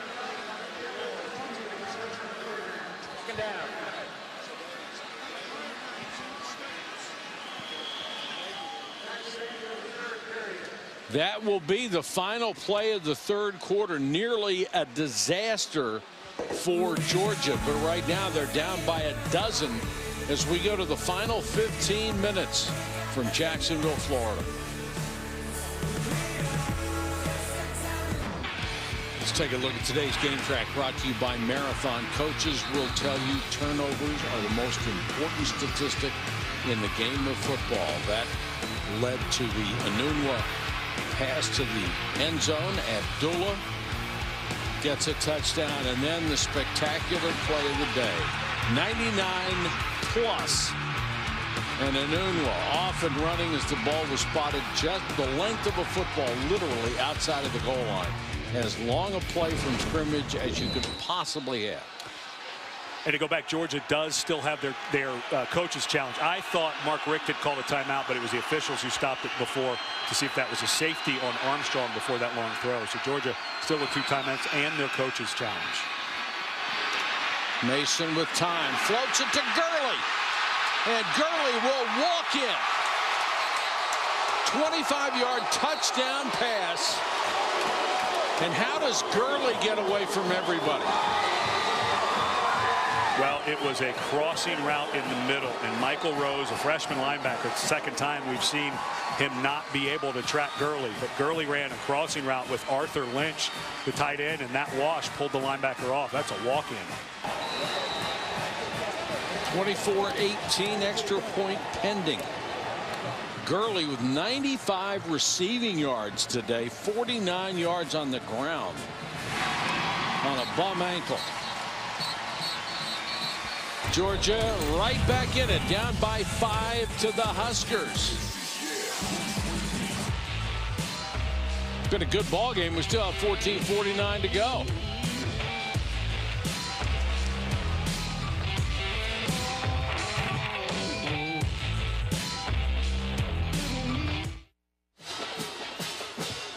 Two schools in their first BCS games tonight. Number 6 Baylor, number 15 Central Florida. The Tostitos Fiesta Bowl tonight at 8:30 p.m. Eastern on ESPN. If you haven't seen that Baylor offense, boy, they're fun to watch. And then they get one of their best receivers back in Tevin Reese from a wrist injury that hampered him at the end of the season. So just what they needed, more speed. Yeah. Newby and Bell are deep. Bell from the 5.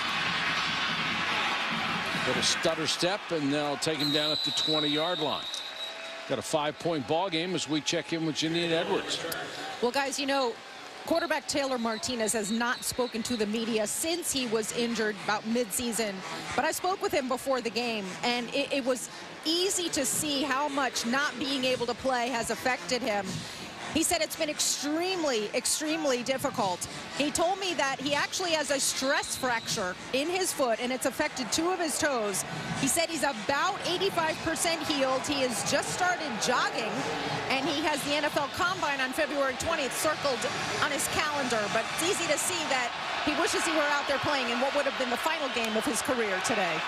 He really tried, Janine, as it's a quarterback keeper for Armstrong Jr. He gets up to the 29-yard line, but that foot injury proved to be just too much for Taylor Martinez, and much like Aaron Murray, probably never got the credit he deserved as a quarterback at Nebraska. Put up some great numbers. The microscope that Martinez was on, remember, as a freshman, he burst on the scene. They started out 5-0 that year. He looked always like the fastest guy on the field, and didn't get a conference championship. But if you look at Taylor Martinez, and the question will be, can he play quarterback at the next level? If I'm drafting and I'm looking for guys with speed and athletes, I'd take him because he can run as fast as anybody. Maybe he can catch it, but I think the way the game is changing, even if a guy's only going to take 5 or 10 snaps as a wildcat quarterback and then you play him at a different position, I think Taylor Martinez, if he can get healthy and run that 40 time that you would expect to be down in the 4.4 or under range, I think somebody will take a chance on him. Abdullah trying to get to the outside. Kept his balance enough to get back to the line of scrimmage and maybe get a yard out of what could have been a 2 or 3 yard loss. Every time they move Abdullah up, even with the quarterback, it's been a read option play. There's a bit of that sand on the side there from the sideline. And that's dropped by Enunwa. Pretty good throw from Tommy Armstrong Jr. Well, the future looks bright for him. I mean, it was low, but certainly catchable. Pretty good arm. They're still working on his mechanics a little bit. He can be a little bit of a long strider. Tough catch for Enunwa, but you'd want him to make that. And the problem here is because of the last throw that was an interception on the last drive by Armstrong, if I'm Tim Beck, maybe a screen, something very quick. I'm just not sure how much I want this guy throwing down the field up 5 in the rain. 3rd and 9. I didn't mind him throwing from the end zone. Yeah, well, it was the heave it up throw. Either incomplete or punting. Only a 3-man rush, no pressure. And this one thrown into triple coverage, and he just threw it away. So Nebraska's going to have to punt with 13-19 to go in the game, and it's only a 5-point spread. Is it just me, or is this the first time it's felt like Georgia's had real momentum in this game? No, you're right. The defense is playing better. That time there was only 3 guys out in the route. Nebraska was expecting a blitz. They didn't want to get pressure on Armstrong, so they left guys into blitz, and because there was only 3 men in the route, Georgia defense had it all covered. Reggie Davis back to receive the punt.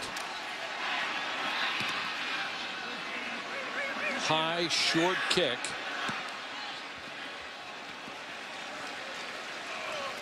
And it will die at the 27-yard line. 13:06 left in the game. Nebraska 24-19 over Georgia. Among the many events, the TaxSlayer.com Gator Bowl included a special trip on Monday. Players and cheerleaders from both Georgia and Nebraska visited Wolfson Children's Hospital here in Jacksonville to put some smiles on the faces of youngsters being treated there. And you can tell it works, and it works every time. And we are so proud of those kids for doing it.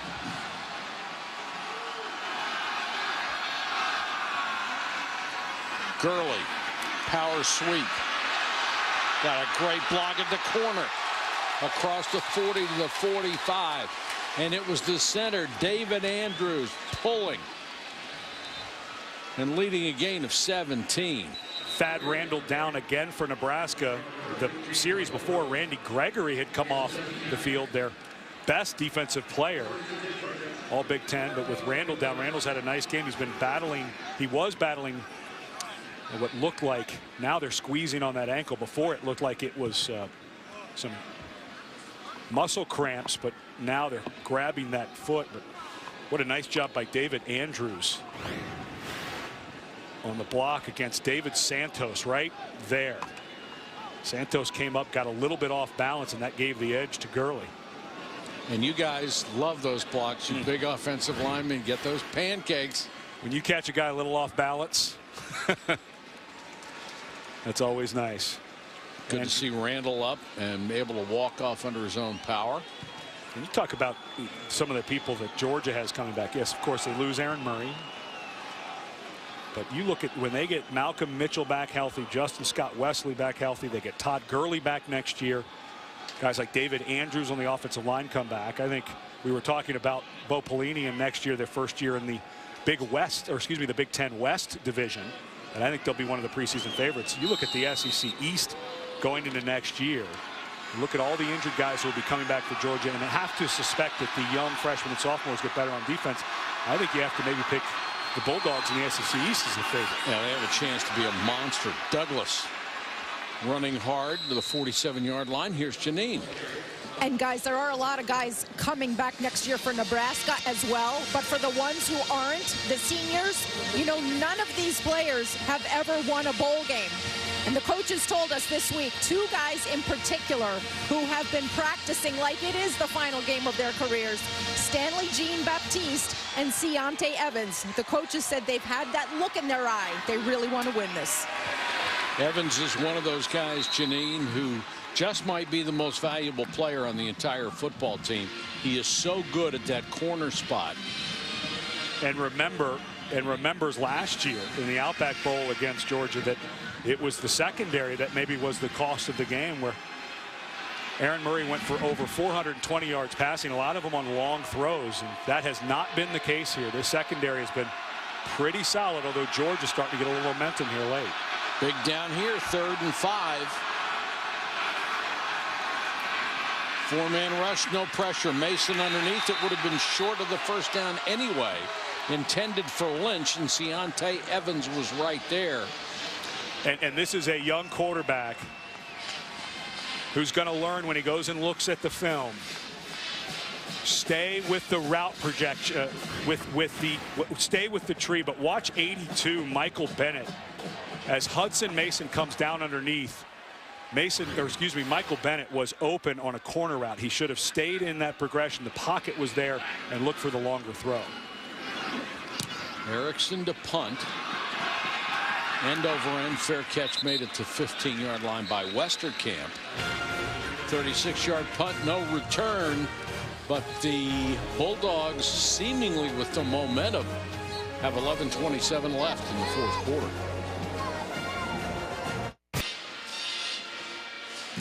November 16th was the killer loss for Georgia. They had fought back to get a 2-point lead over Auburn, but then watch this. Nick Marshall's pass deflected into the hands of Ricardo Lewis, took it 73 yards for a stunning 43-38 win. And sometimes the football gods simply refuse to smile. And Trey Matthews was one of the safeties back there with Josh Harvey Clemens, who is not here, suspended for breaking team rules.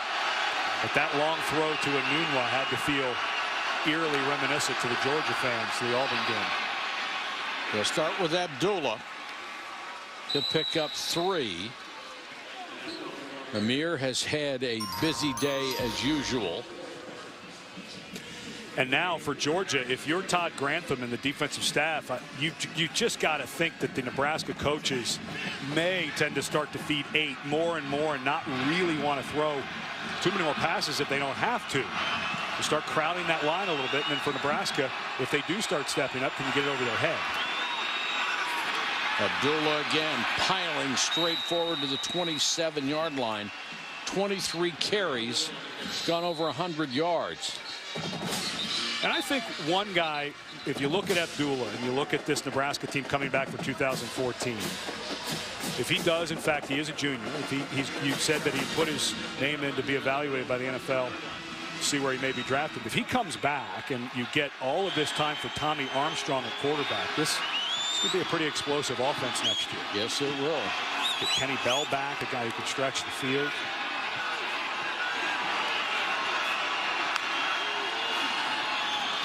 Option.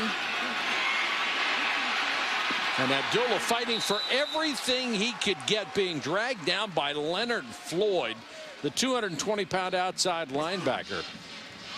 But Abdullah still got a couple of yards out of it. A little dip and then bounce outside. The first couple of steps that Abdullah makes after his cut are really explosive. But watch the little shake and dip there. And I think Floyd had to readjust his right hand because he had the horse collar and was afraid to pull him down. I think that gave Abdullah another yard or 2.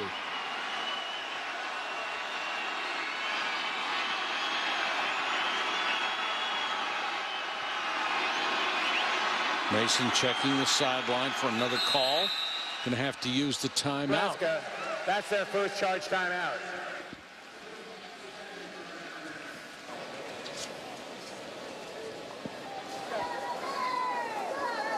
Two big-time offenses set the stage in the Discover Orange Bowl Friday night. Taj Boyd and the 12th-ranked Tigers go up against Braxton Miller and the number 7 Buckeyes.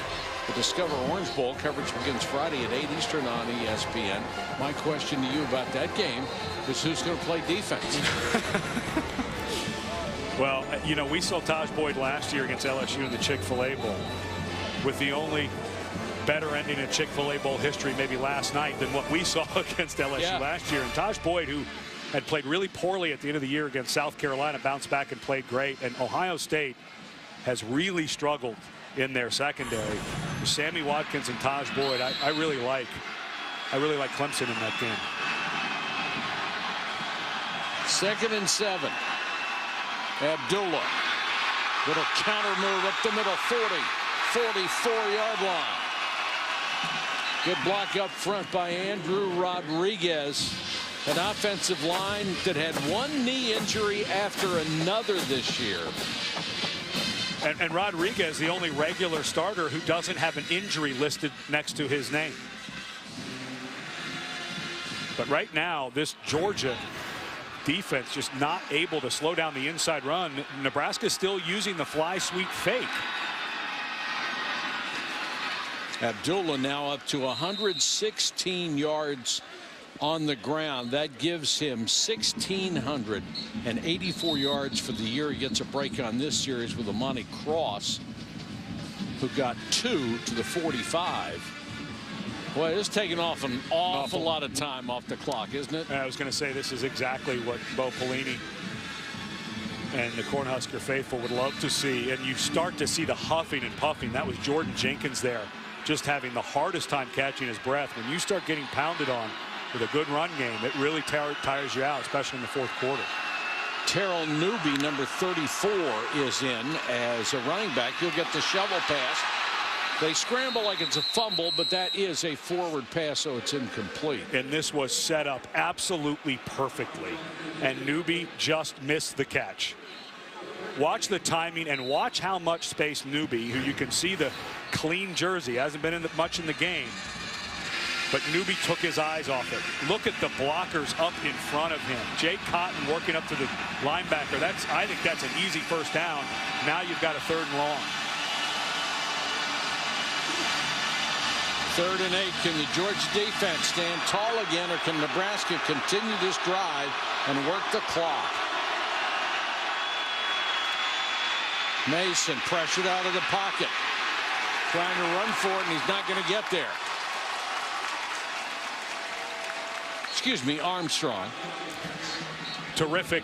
Both of these secondaries on 3rd downs in this second half have both been playing terrifically well. That time, Nebraska deciding to move the pocket for Armstrong, so you limit the field. There's only 2 receivers to that side, but Georgia had both guys to that side, including Anunwa, completely blanketed. Damian Swan waits inside his 20 for the kick of Sam Foltz. Gets off his best kick of the day, a beauty, but it takes a bounce forward and goes into the end zone. A 54-yard kick. Georgia will start from its own 20 in a 24-19 game.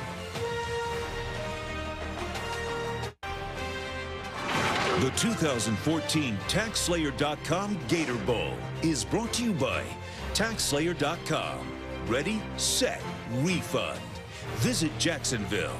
Go to visitjacksonville.com to learn about upcoming events, travel planning, and all there is to do in Jax. And the Quicksilver Card from Capital One. Earn 1.5% cash back on every purchase. Our technical director, Kevin Wilkinson, chronicling our travels throughout the year. Still photos of the 15 different stadiums we visited this season. 17 games in the last 4 months plus. And thank you to our technical crew who worked so hard to bring you the sights and sounds of college football this year. We're with you from the TaxSlayer.com Gator Bowl in Jacksonville. Screen to Gurley.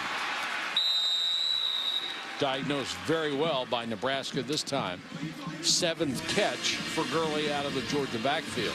It's really, you have to keep in context how shorthanded this Georgia offense is. When I started studying them this week, getting ready for the game, just amazing how much speed they lost at wide receiver.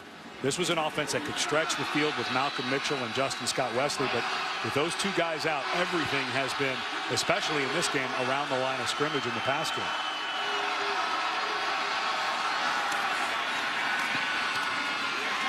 Slant caught at the 30-yard line by Chris Conley. That'll be enough for a first down as they mark it right at the 30 to nose the ball across the stripe. Conley, a guy who missed some time this year with an ankle injury and then injured his ankle in bowl practice. And Mark Richt said if he's out there playing, I promise you, he is in a lot of pain. You can see he's not quite 100%, but good catch there, good throw by Mason on the slant. Fake to Gurley. Wide open, Bennett. And Bennett down to the 22-yard line. Nice throw by Mason. And how did Bennett get that open? Well, just like Nebraska, or excuse me, Georgia, when they lost sight of Anunwa, There was a slip at the line of scrimmage. Stanley Jean-Baptiste was in man coverage. And when he went to make a hit on Bennett, he whiffed and fell down. And you could see the safety, Corey Cooper, running down for his assignment. So there's no safety over the top. You play man and you slip and fall, get a big play. That's why I ask you these questions. Thank you for the answer. But because and it's because Nebraska feels very confident right now that they're not going to get a ball thrown over their head. So they're able to play more man coverage. But Stanley Jean-Baptiste, a senior, is having a great year, just slipped and fell. But this is where Georgia has not been very good. They have not been able to get Gurley going. Now they have the other runner in there. Mason short arms a little bit, dropped by Lynch. A little behind him, but catchable.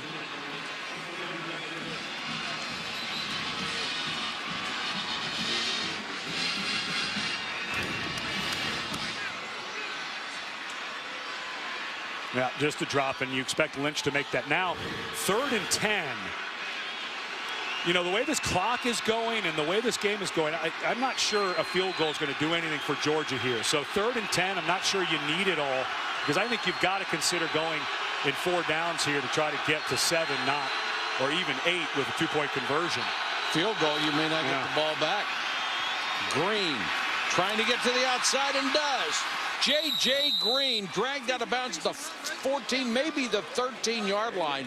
Needed to get to the 12. And I don't think there's any doubt. Yeah, and I love the call, because if you know you're going to go for it on 4th, you can be a little conservative there. David Andrews gets another great block pulling from his center position. Now you get Gurley in, and if you're Nebraska, you have got to think Gurley's getting this ball, don't you? So maybe there's some type of play fake for Georgia.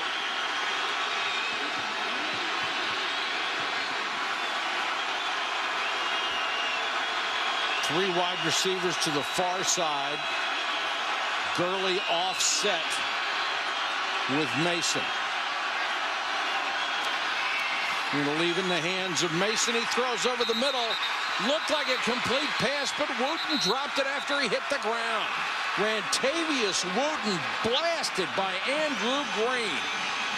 The throw was perfect. He made the catch, but Wooten was unloaded on by Green. Green, one of those seniors that Janine mentioned, that's 0-3 in bowl games. Of course, they gave up big yardage last year to Georgia. But let's take a look to see if Wooten, what a great read by Green. You must maintain possession of the ball all the way through the catch. That is not a catch. Did not. No. What a great play by Green. And now for Georgia, the way that Nebraska started running the ball on that last drive, you got to start getting worried if you're ever going to get the ball back. Abdullah. You see a big dose of him. He'll pick up a couple. And if I'm Nebraska, just nothing risky here. Absolutely nothing risky. Abdullah would be my guy and I would try to get Georgia to burn these timeouts as fast as I could as well.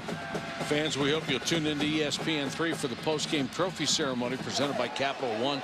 That's immediately following this ball game.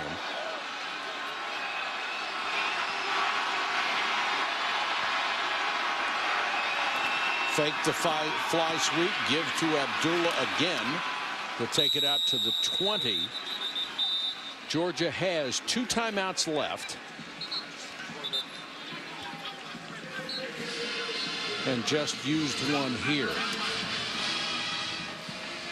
Or did they? No, I believe it was an equipment timeout. It was a player lost a helmet, and that was Herrera, so he'll have to come off for a play. Huge 3rd down here, 3rd and 4. And on this for Nebraska, it's not about burning clock, it's about that 1st down. So they have shown that they're very confident in Armstrong in this shotgun with routes down the field. 4-man rush. The pass wide of Anunwa. And they'll have to punt the ball away with 3:33 to go in the game. You know, for Todd Grantham, the defensive coordinator for Georgia, this has not been a great year. But if you look at their win against South Carolina, their win against LSU, their win against Georgia Tech, in each one of those games, even though their defense didn't play great, they made stops when they had to. And that right there, I think you could put in the category with Georgia Tech, LSU, and USC. When they needed a stop, they made it. Since throwing that 99-yard bomb for a touchdown, Armstrong is 0 for 5 with a pick. And there's going to be a motion call against Nebraska. Start, offense, number 6. 5-yard penalty, Maine's 4th down. So you can forget field goals from here on in. It is score a touchdown or nothing for the Bulldogs. Only 3:32 left. Reggie Davis is the deep man, and Foltz will punt and catch the ball standing at his goal line.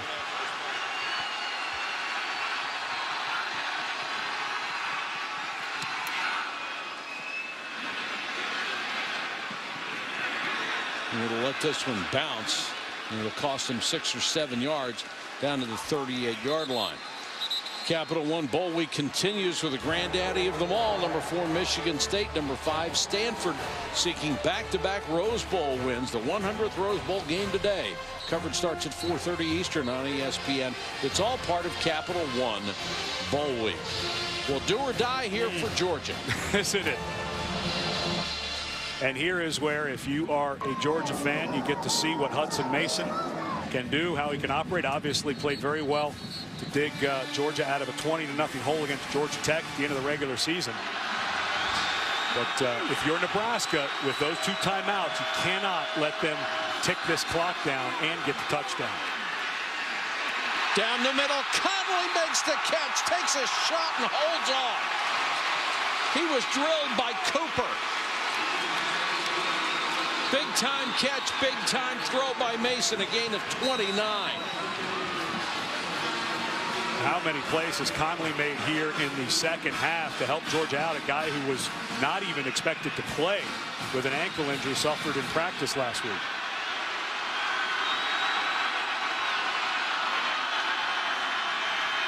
Blitz. And Mason throws it away. Well, you don't have to have a ton of speed, which we know Chris Conley doesn't because of his injuries, to run down the middle of the field, and puts a really terrific move on number 11, Green. Green was the guy who caused the incomplete pass with the hit on the drive before, but that time Conley, he may not be 100%, but that was still a pretty good move on the safety. They'll hand it off to Gurley. There's nowhere to go. Great defense. Cooper comes up from the secondary. Ankra, the defensive end, stood his ground, and a big 3rd down. Obviously 4-down territory here. Right, so if you're Georgia, remember what they did on 3rd and 10 the last time was they ran J.J. Green. So with Gurley in there, don't be surprised if you get some type of swing pass. It looks like a run here, though.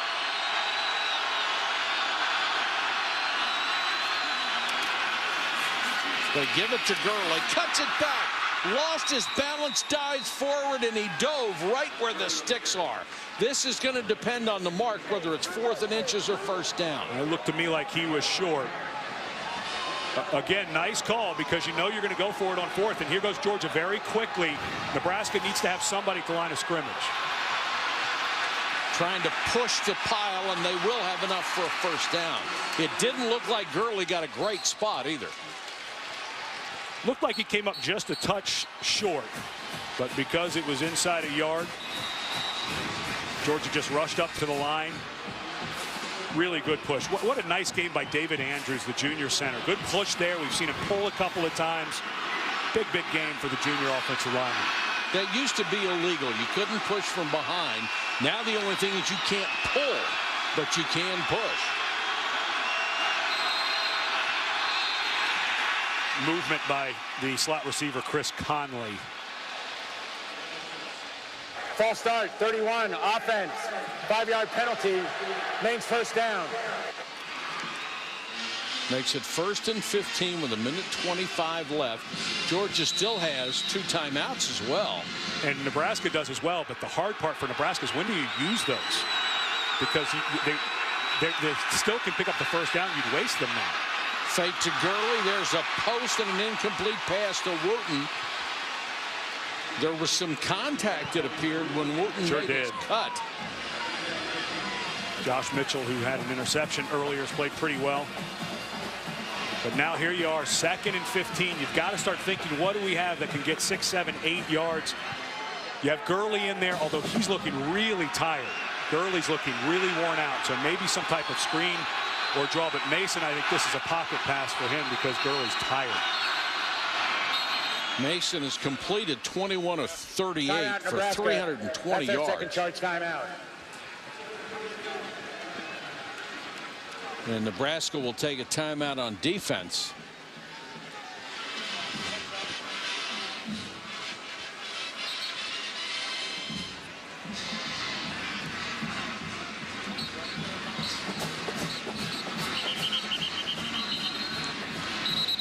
And now for today's Capital One Player of the Game, Quincy Enunwa.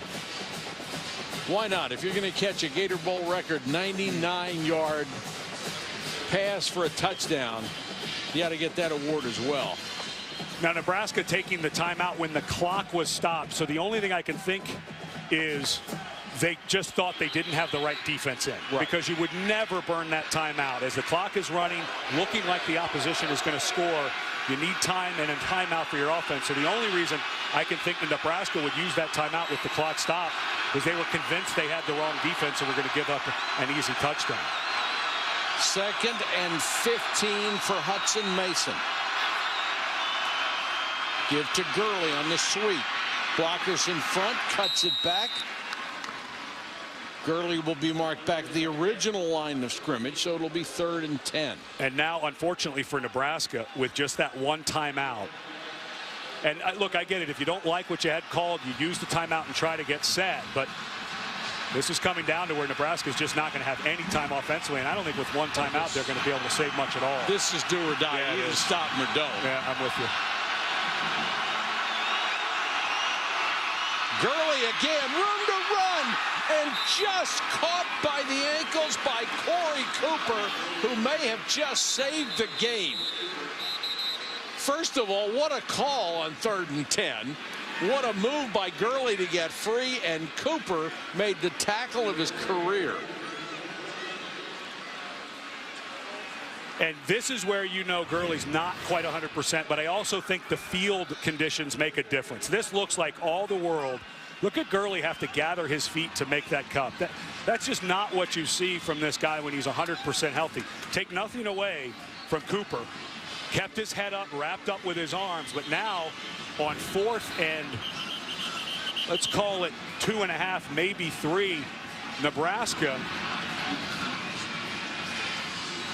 You take the timeout if you're Georgia, thinking this is it. This is the ball game. Did you see all the green in front of Gurley? If he breaks that tackle. I think field conditions and health. Again, I don't want to undercut Cooper. That was a terrific tackle, but it took way too many steps for Gurley to get going there. And I think 4th and 3, to me, this is all about number 3.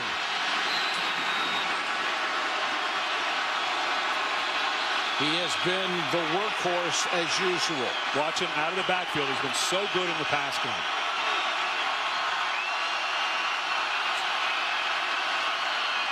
They'll send him out over the middle. They're trying to check him down. The pass over the middle, incomplete.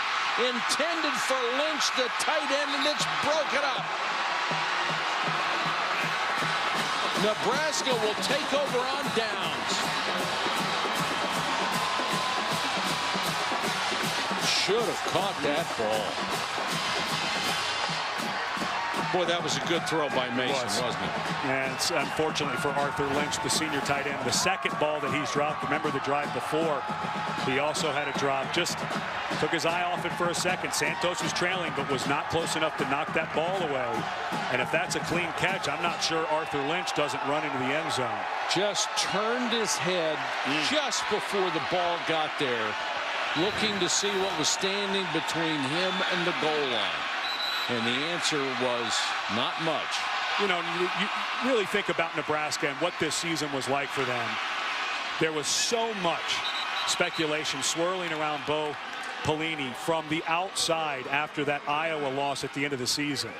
To regroup, to get an absolute, not just a vote of confidence, but you knew when Sean Eichhorst, the athletic director, the new athletic director taking over for Tom Osborne, went on a radio program and again said, this is our guy. And you look at what Bo Pelini and this staff has been able to do with these injuries on their offensive line and losing a 4-year starting quarterback that is explosive as Taylor Martinez. To get 9 wins out of this season, that's a darn good coaching job. You know, when I heard that Bo Pelini had said, if they want to fire me, go ahead and do it, I assumed it was said in anger. Then when I actually saw the soundbite, and it wasn't, it was very reasoned, I saw it very differently. And I tell you what, he's got this program headed in the right direction. They have never lost more than 4 games under Bo Pelini in his tenure. They are in a division that they should be able to contend in the Big Ten West year in and year out. I think they're in a pretty good situation. And you look at the Georgia Bulldogs, how disappointing this must be. But think about all of the talent they have coming back with Malcolm Mitchell, Justin Scott Wesley. I said it earlier in the game. In the preseason magazines, if Georgia isn't 1 or 2 in the SEC East going into next year as a prediction, you haven't been following what this team has. Even with Aaron Murray out, there'll be a lively position battle at quarterback. You think Hudson Mason will keep the job coming out of spring, but Georgia and Nebraska, I think going into next year, both of these teams will be 1 or 2, I think, preseason picks in their division and their conference. And you will see a healthy Todd Gurley. He's a monster when he's hurt. He's going to be pretty good when he's healthy. An exciting ball game this afternoon between Georgia and Nebraska. They have played in bowl games 2 years in a row. I want to thank everybody on the crew for an exceptional year, especially my partner Ed Cunningham. It was just a great joy to work with you. Thank you, Mike. We have just had a ball all year long. Once again, our final score, Nebraska 24, Georgia 19. Coming up next, it's Sports Center. Thanks for watching, everybody, and good afternoon from Jacksonville, Florida.